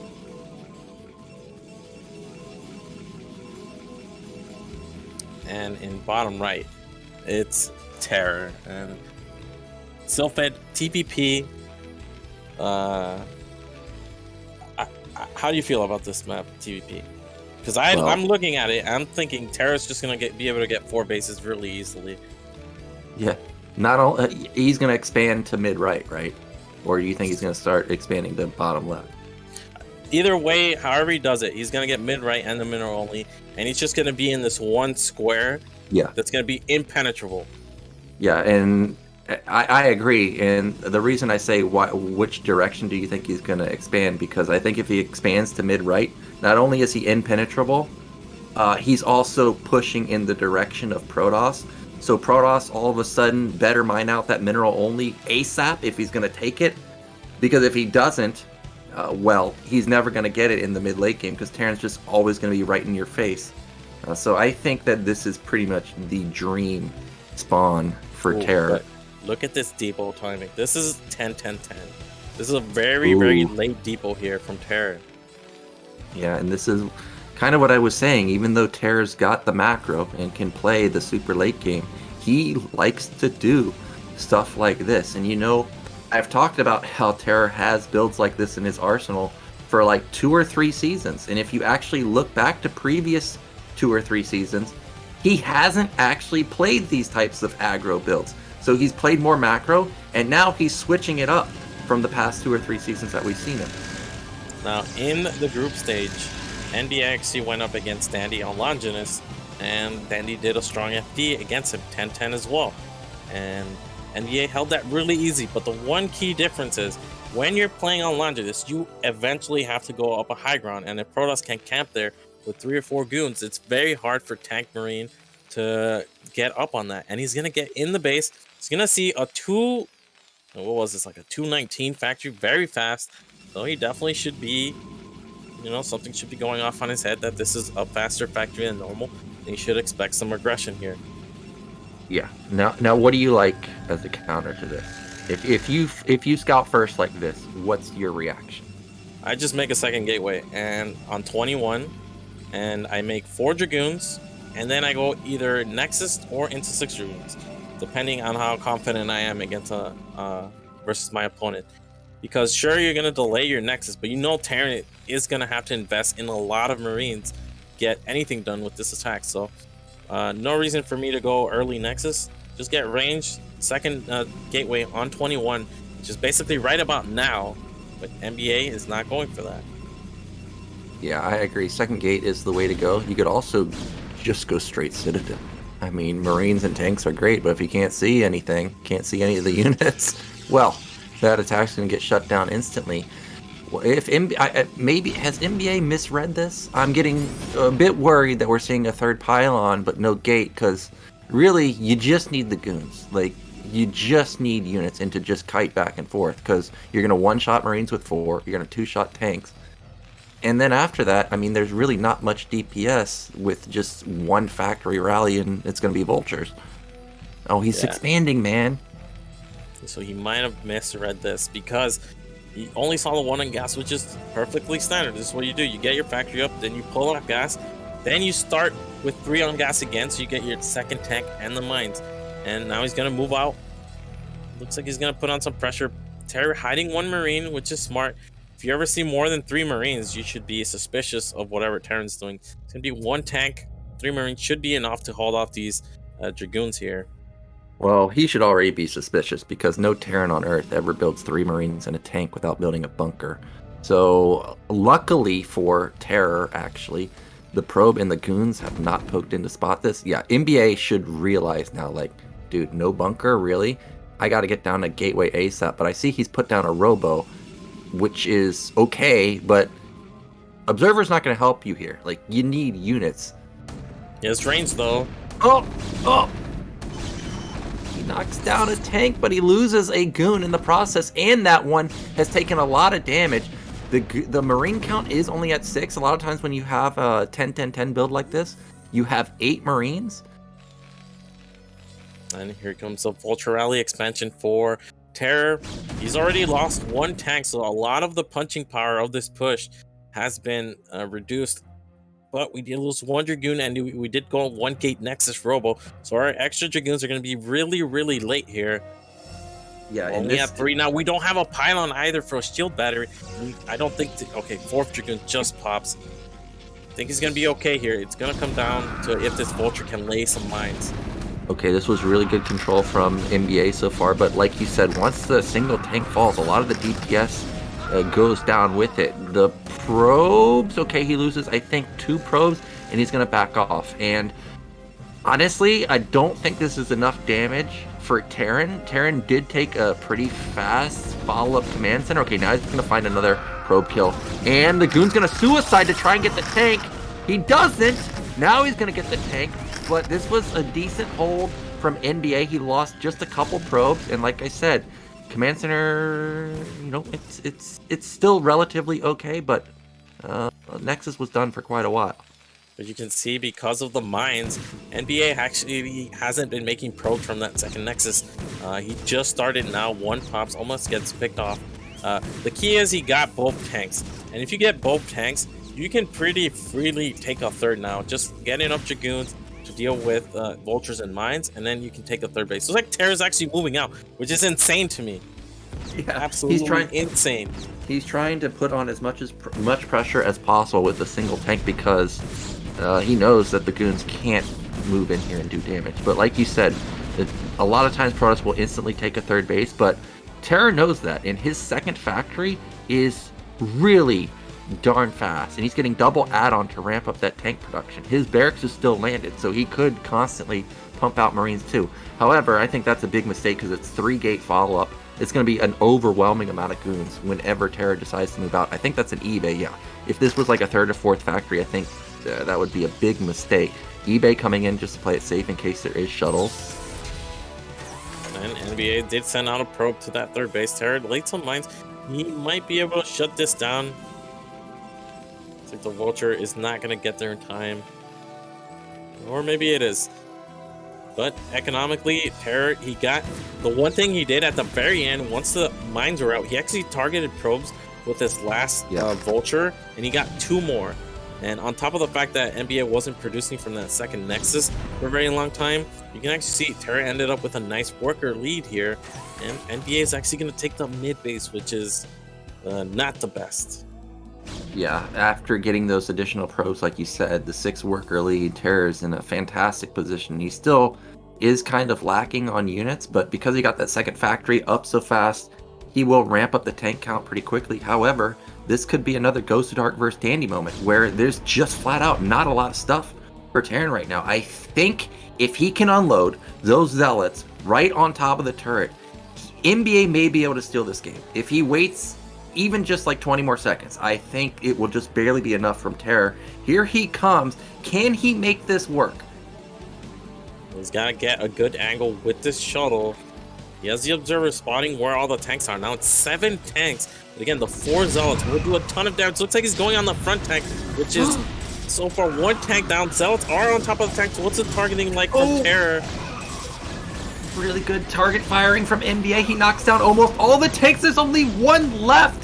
And that was a very exposed position for TerrOr. Like, it wasn't like he was taking a third base. Why was he out there that far? He gets punished in an instant.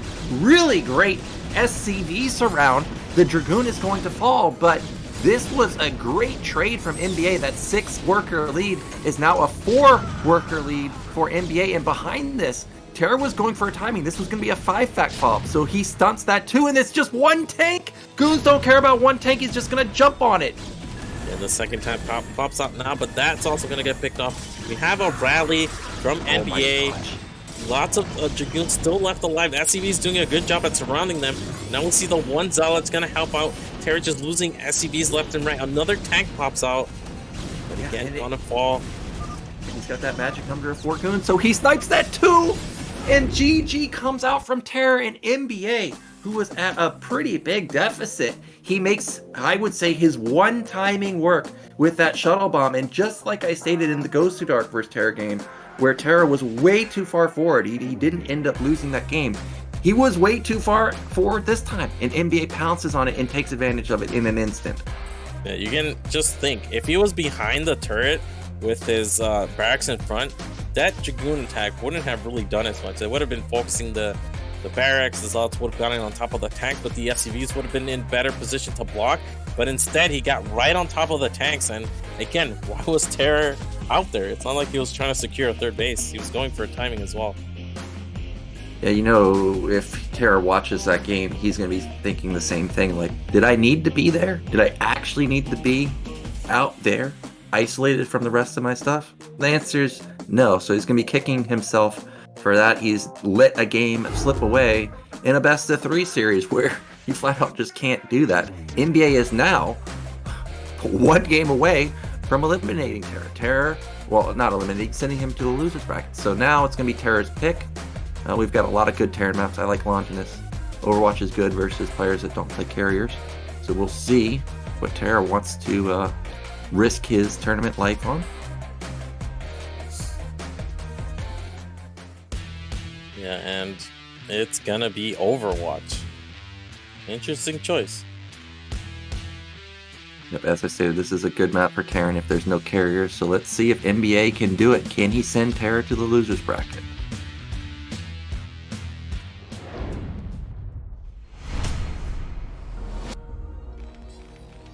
Okay, in the top left, it is El Champion, TerrOr. And in the bottom right, it's NbA. And now something I'm not sure if you're aware of, I wasn't either until I saw NbA's group against just full Terran group. It was Dandy, TerrOr, Goku. And then from an earlier BWCL match where NbA went up against Squall, NbA, he's not carrier, man. He's not arbiter, man. He's not even necessarily gateway, man. You know what he is? He's probe, man. Oh, man! He's probe, man. He went up in 3 consecutive games. He went 92 probes, 93, and then 95. That's a bit much. I mean, I guess he's got a ton of gates, but yeah, if there's ever a fight in the center of the map, well, he's just not going to trade as effective as he can. So he needs to be careful. Gypsy does, or used to do that also with SCVs. He used to queue up SCVs like 20 minutes in the game. He loses a fight, sees the command center, he starts queuing up SCVs. Like, dude, do you need those? Is that what you need to do? Yeah, that's a muscle memory playing against you.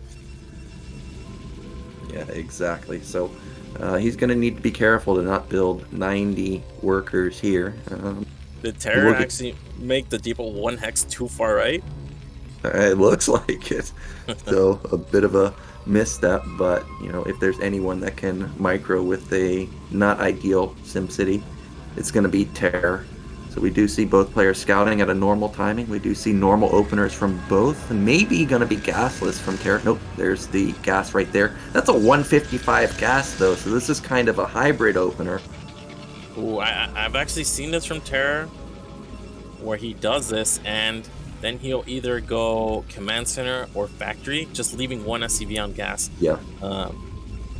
So yeah, like you said, a hybrid opener, very flexible. It's gonna have a faster factory than a Rex expand, but a later expansion, so he can decide based on what he sees from Protoss, which so far. Yeah, and what makes it good is its disguise. Like the probe is going to come in here and it looks normal, right? We've got 2 on gas, 3 on gas, but the Marine's going to push it out. And unless this probe hooks around like it did right there, he may think, okay, well, this is just normal factory time. But we know that this could be a command center. And still no factory, a 250 factory. So now NbA should kind of be thinking like, okay, what's this? Why is this a 255 factory? But if you're Protoss here, you may be thinking like, okay, do you have a factory hidden somewhere out on the map? And here's the SCV, which doesn't get revealed by TerrOr. So far, Marines keeping the probe away. This is an interesting opener from TerrOr. If I was Protoss in this scenario, the probe would be scouting everywhere for a proxy factory, because this really does look like there could have been a second factory hidden somewhere, but instead we see it's a command center.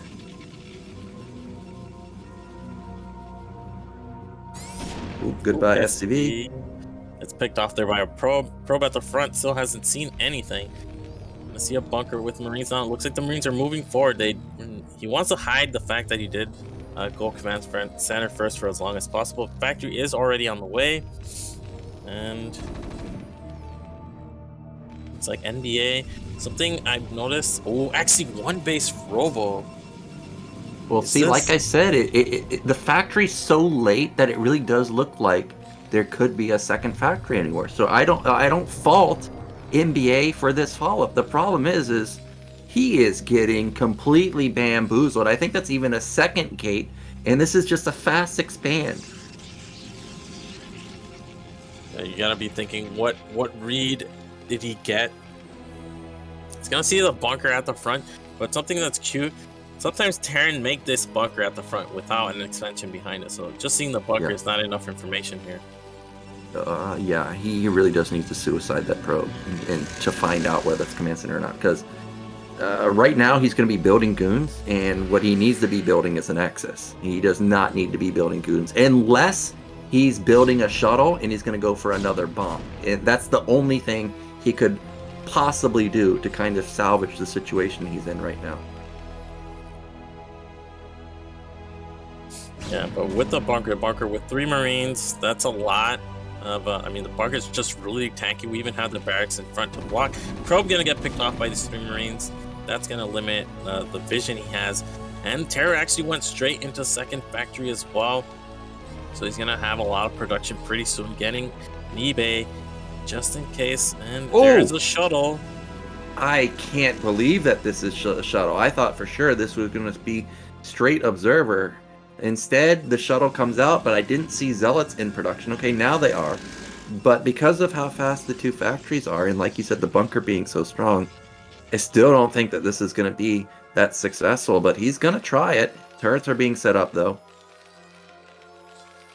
He's going to have 5 Dragoons and I think 4 zealots, or 6 Dragoons, but this attack is just so slow. It's like he's gonna expand, so it's not entirely all in, but just he needs to get so much done with this. It's like TerrOr just making tanks. He's getting siege mode. Yeah, well, sometimes Terrans move out around 6 minutes, so maybe this could catch TerrOr in the center of the map also. But NbA is not in the center of the map, so well, here he comes. 3 tank push. It's 3 tank push. We have Vulture upgrades with double add-on spinning, and I mean, this should get absolutely crushed here. Yep, that's 6 goons or so with shuttle and zealots already loaded up. So really, Terran should not be successful with this attack. It has gone unspotted though, just barely. And we're getting into a weird situation because both players are going to be attacking, and that bunker that's so tanky all of a sudden has no units in it. Yeah, and it's a lot of Dragoons. Protoss just made that expansion. This is full base trade though. Vulture's not even gonna be able to lay mines. Looks like just one. Here's turning around. No, he's not. He's just going for it. Should probably hightail it out of here. This the Zealot's unloading. There's nothing here. Just one Vulture. Looks like not all of them unload. Should be able to get up this ramp. Yeah, he will. Probably. There's one goon trying to hold the high ground. Meanwhile, SCV's body blocking. The Zealot takes the big mine hit right there. And like you said, one of the Zealots didn't unload, which could be a difference maker if we get into an awkward situation, which we are now in Protoss's main. Goons run by. Luckily for TerrOr, there's a mine set up with the tank, but the tank is rallied and it dies. And, probes are not that bad. Oh my god, the control from NbA, fantastic. Where's the Vultures? I know he had 2 of them. Where are they? Yeah, just 1 Dragoon, but look at the tanks. There's not the Marines to DPS down these probes. Tanks getting picked off by probes. 1 Dragoon and this many probes is gonna be enough. He's repairing the tanks though. That 1 tank at the top may actually be able to get repaired to full. No, he doesn't. And it's still mis-rallied on the tanks. And TerrOr, who is so strong these days, I thought it was impossible for him to lose in the loser's bracket or in the winner's bracket. NbA wins 2-0. Oh, incredible. I mean, it couldn't have been any worse for TerrOr though. The builds they were doing, it just got completely bamboozled, caught off guard. He didn't have the key scouting information. He just went for the build, and I mean, NbA did it. 2-0 against TerrOr. What an upset. That is a huge upset. Like you said, it couldn't have been worse for NbA. It was a complete misread. But like I said, the Terrans move out at 6 minute often. And unfortunately for TerrOr, that's what he did, got caught. And I still don't know where those Vultures were, which would have done a lot of damage to the probe line. Also, misrally on the factory is painful as a Terran because that happens to me a lot. But NbA, wow, 2-0. And now TerrOr's in the loser's bracket versus Ugox, who plays very weird. He builds DTs literally nonstop out of his gateways. Behind it, he's got carriers going. If there's ever even a slight advantage for Ugox, it's going to be very hard for TerrOr to actually come back in that game. And, I mean, he could be eliminated easily now. Yeah, for sure. Huge surprise to see TerrOr going into the losers bracket this early or at all, basically. And yeah, like you said, Yugox is a very unique kind of player. If there's a base on the map and you send an SCV there, there's gonna be a DT. You don't even have to think twice about it. There's just a DT at that base. He uses DTs like Terrans use mines. Yeah, he does. Like, I've played him, and it's like, dude, do you have anything other than DTs? Well, the answer is yeah. He's got carriers behind it, but literally, like, his whole ground army is, I don't know, maybe one control group, and then the rest is just DTs nonstop, rallied somewhere. He's just always all over the place, and like you said, he's building Nexus all over the place too. It's hard to deal with, but if you know that's what he's going to do, I think TerrOr here go for like a timing with banked up scans, a lot of them, and then just try and punish this guy that takes, I think, a little bit too many bases while teching at the same time. Yep, and now these two players did play in the group stages. TerrOr won very quickly, 2-0. One game on Overwatch, TerrOr did like 2 racks respawn to Gastion, and just was able to kill Yugox outright. Game 2, I don't remember what happened, but TerrOr also won pretty easily. And is that, yeah, that's going to be the final match, TerrOr versus Yugox of the day. A lot of matches went down. Some very surprising results, if you can see, just looking at the bracket. Gosudark has already been eliminated. Yep, Cruz already gone. DN Max already gone. So almost all of the Protoss, well, not all of them, but half of the Protoss players are already gone. Zergs have had a really good showing today. Zeddy played very well, 2-0. Dandy played well, 2-0. Tech versus JD Conan for me is the series of the day. It was pretty darn good. But we've got one game left, as you stated, TerrOr versus Yugox. I think they're banning maps now. So, alright, we're going to take a break while they're banning maps, and then we'll come back with the final game of the day.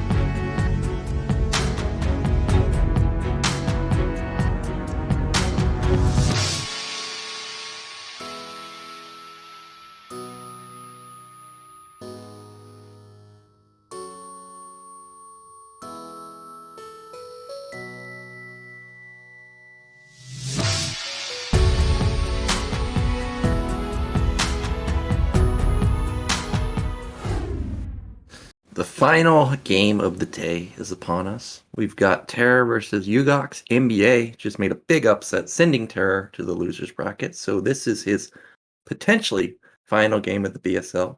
And both of the players have decided that they are going to risk their life again on another Sylphid game.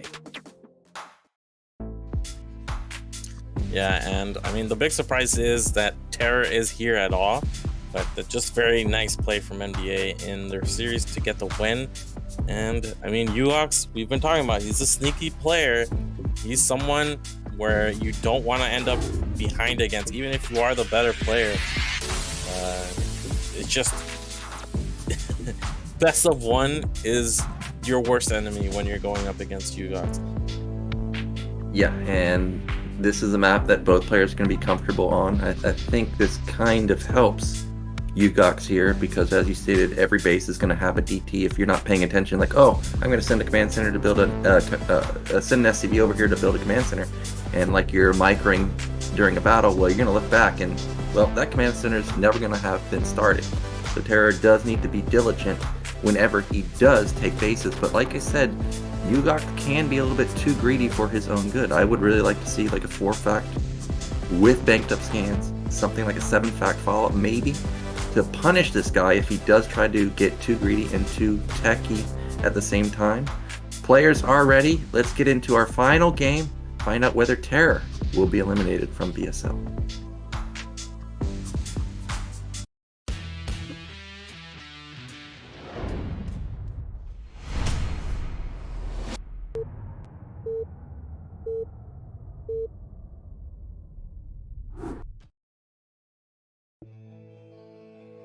Okay, in the top middle are Terran. It's TerrOr. And in the bottom right, it's Ugox. And I'm trying to think, did every single player win when they got Sylphid top middle? I think they did. Tech won. We just saw NbA win. And now TerrOr's in the dream spot. And, I mean, he could continue that trend. You know what? The only one who didn't win was Cruz, but he definitely looked like he was winning when he was breaking down Zeddy's natural and got into the main and everything. But other than that, I think it's just a fantastic spawn overall. Although the one thing I do hate is that as I like to make my gateways next to my nexus just for easier macro, but on Sylphid 12 o'clock you don't have that option. You have to make them below, so just a little bit awkward for me to make them. But other than that, I mean, you take the mining efficiency over comfortable layout of your gateways. And it looks like TerrOr's actually gonna go for a wall here. So the wall, not wanting to risk anything. Yeah, the wall, man. I mean, it's really well. Actually, it may not be a wall because Sylphid has this interesting way where you can put the barracks to the left near the mineral line, and then build another depot to the right, and then you have a sim city that you can use if necessary. Doesn't have to necessarily be a wall right at the entrance, and that's exactly what he's going to do. That's going to be the racks right there. But the wall that I was talking about is moving it over even two more right to the left, and then build a depot, and then you can go between the depots into the top side. But this is fine also. And it looks like he's not going to go for 10-10, just a 12 gas here from TerrOr. Yep, normal opener from TerrOr. Meanwhile, I saw TerrOr's cam move to bottom right, so that's going to be the scout pattern for him. And this is going to be... Oh, I thought that was not an assimilator done, but it is. Normal opener from Ugox. And here we go. Scouting from TerrOr going to the correct base, and Ugox is... looks like he made a pylon. Okay, so he made a pylon at his natural. I mean, interesting. Sometimes you want to hide that second pylon from Terran, maybe make it in the corner of your base just to scare them, or maybe even make it like out on the map as you're scouting. But just leaving it there at the front, this could potentially serve him later if he needs to plant down like a panic shield battery or something like that. Yeah, I think that's great pylon positioning. Definitely allowing you to have that backup battery if necessary. And is TerrOr continuing to mine gas? No, just one on gas I've noticed, so not going to be anything weird like a 2-fact. Meanwhile, Ugox not doing anything weird. Straight range, for him. First Marines coming out for Terra now. We saw no Zealot was made, which is and you can see he's actually scouting the entire perimeter of Ugox's base. He wants to see if this guy's up to something or not. I mean, you have to. If you suspect something is hidden, I mean, a lot of time as a Terran, you're suspecting it's Citadel versus Ugox. 100% of the time it's Citadel. I don't think I've ever seen him go Reaver or Proxy Reaver. Okay, that probe, it went to the core. I thought it was going to make a Citadel, but it just went to mine. And that is going to second gate, so he suspects that a timing is coming. And based on what I'm seeing so far, he's correct. This is going to be an FD. And you don't see the... Oh, maybe it's going to be more than an FD, because he put 3 on gas. Okay, that's 4 Marines at the front as well. Oh, the probe moved away and may have saw the trailing Marines, and he saw all 4. As Terran, you are literally never building 4 Marines unless you're going for a push. So Ugox is going to go for a 3 gate, which may be a bit of an overreaction, but it will completely shut this down. I see TerrOr has actually pulled off of gas, so it is just to get the extra gas for mines. Oh, and this could definitely backfire for TerrOr. On the other hand, he hasn't scouted, so he doesn't know what Protoss is doing. The last time he was in the base, he only saw that there was a core. And it looks like we're gonna get a command center here, even before the push. Yep, and here he comes. 6 What's that pylon doing? I don't know about that one, but that's interesting, to say the least. It could bug out the AI if they actually have an engagement up there, which is obviously likely.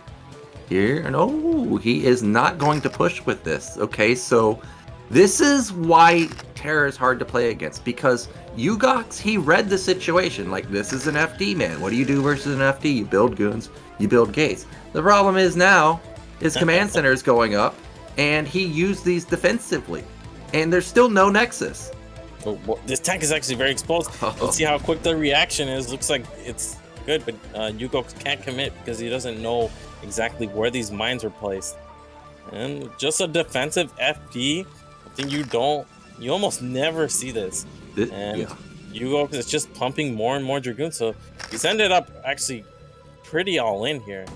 Yeah, he needed to build a nexus. That's why I was saying that 3 gates a bit much, and 2 gate, just constant goons would have been the better choice, because at least you have the option to transition. Now, I mean, what can he do? The Vulture also spots there's no nexus. Okay, he sees Zealots, so now he knows that, okay, this guy's just gonna bomb on top of my unit, try and clear out all the mines. There's one of them, but remember, it's Ugox. This could be clearing out for DTs, so he's got to scramble to get up not just the bunker, but also turrets.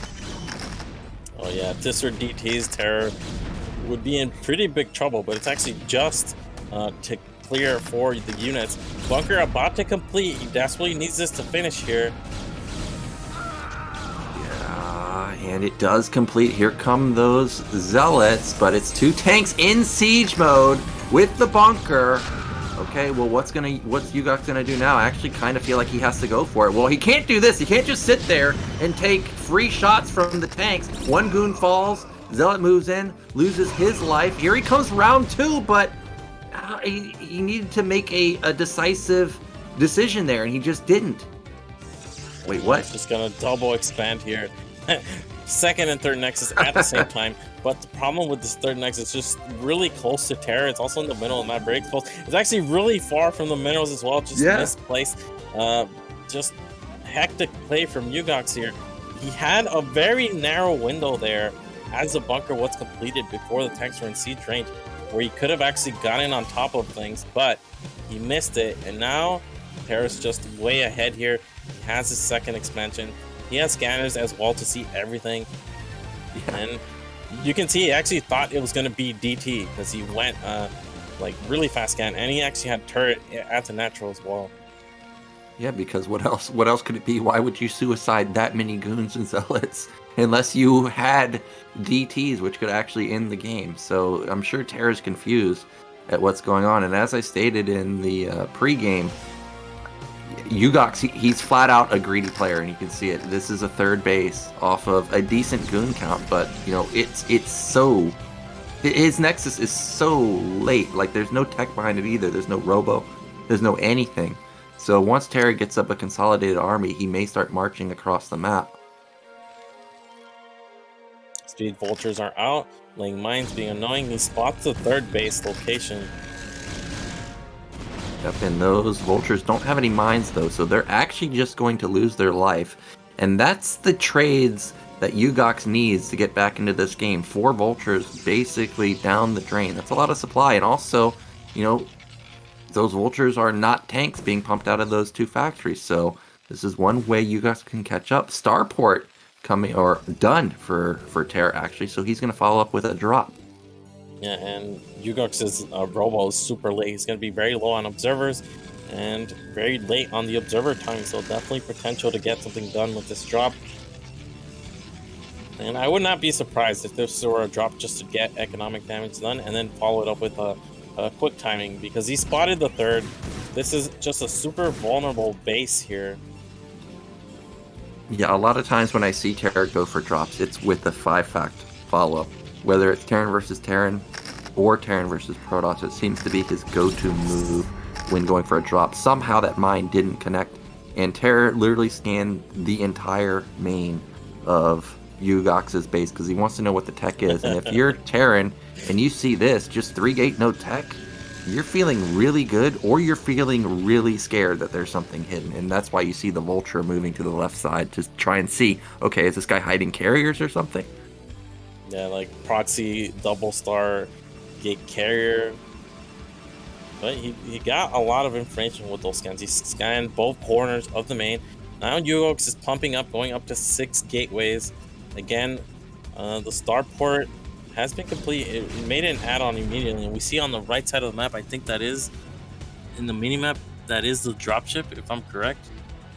Yeah, that's got to be the drop. So we don't know what's loaded up, but more than likely it's going to be 4 vultures. And there is the 5-fact follow-up that I was talking about. TerrOr loves to play this build when he does get the starport, and the observer has no idea. Like, it's just now getting across the map. And there's just nothing in the main. Vultures unloading. It's actually 2 vultures, 1 tank. The tank splash, nice pull. So he's going to limit the amount of damage the tank can actually do here.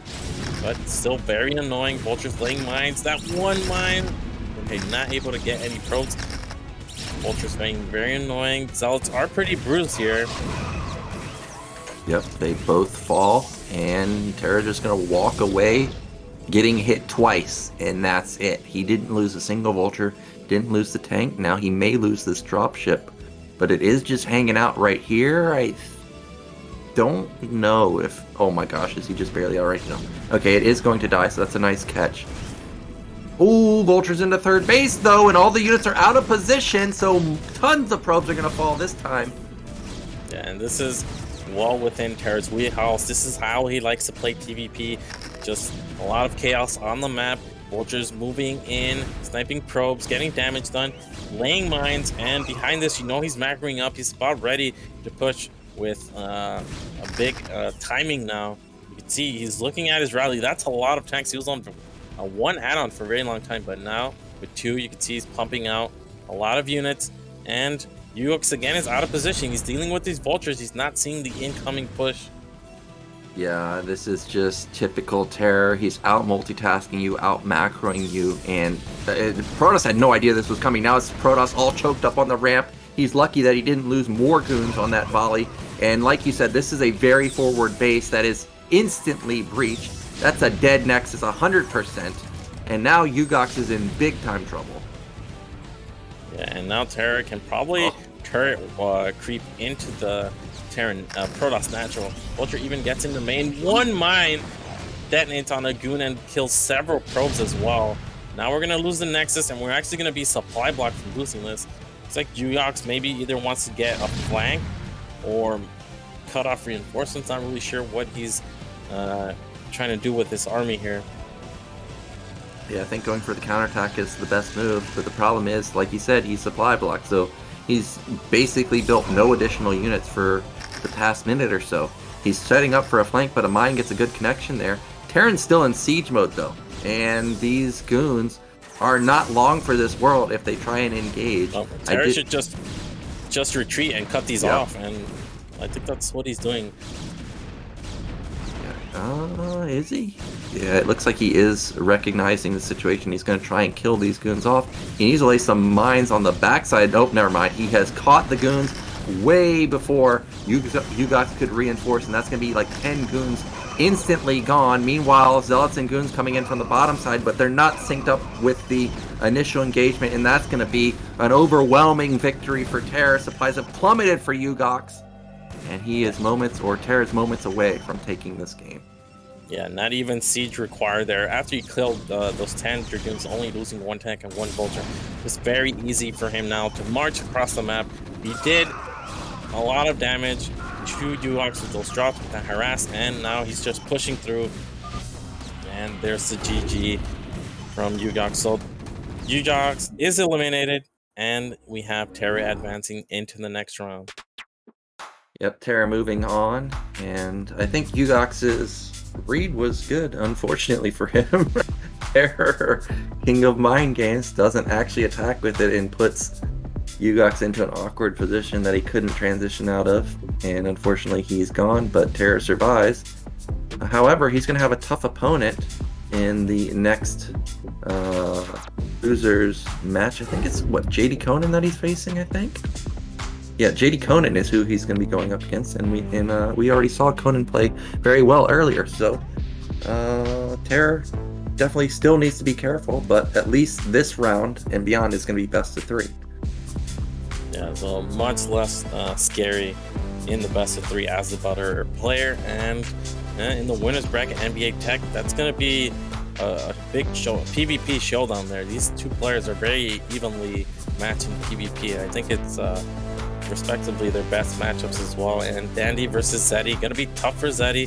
Dandy's TVZ is fantastic, and yeah, that's all gonna be. Actually, what's tomorrow? How much is it tomorrow? Tomorrow should be the best of 5s, and then I think the best of 3s also. So it should be maximum 16 games.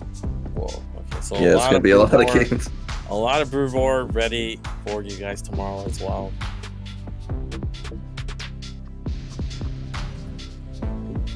Okay, actually it's even more games than I thought, so it's going to be 4 best of 3s and 2 best of 5s.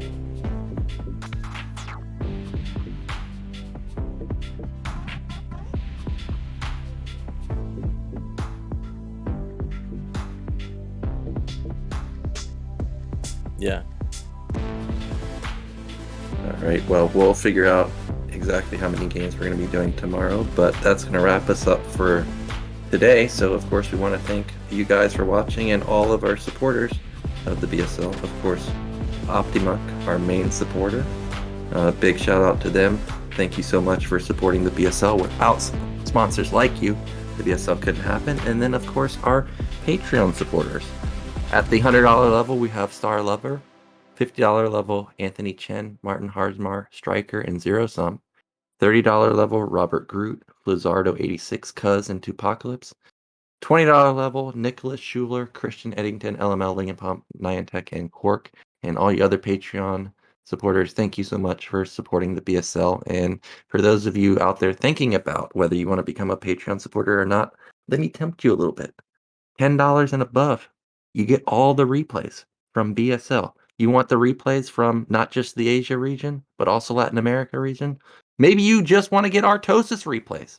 You know, he's in the North American BSL, in the North American continent championship. So definitely consider becoming a Patreon supporter if you want those replays.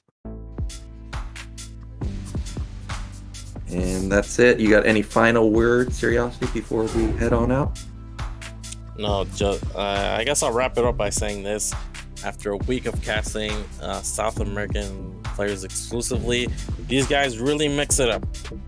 They basically have their own meta, and we didn't see any PvPs today, but it's specifically shown in PvPs. We see 2K a lot more often. We see a lot more aggressive players really mixing it up. And when you, I guess in previous seasons, you couldn't really tell because we didn't get a lot of SA versus SA. It was mostly mixed and matching, but they have their own meta, their own style of play. It's very defined, and it's interesting to see it clash against players from other regions. And yeah, that's about it. I mean, there's going to be more BSL tomorrow, more BSL Sunday as we wrap up the South American region. And so far, it's been fantastic, and hopefully we can see all of you guys again tomorrow and Sunday. Yep, I'm looking forward to some more exciting games. So I will see you tomorrow. I think Seriosity is not going to be here. Maybe Machine will join us. So again, guys, thank you so much. And we'll be back tomorrow, same time, same place. All right, have a good one.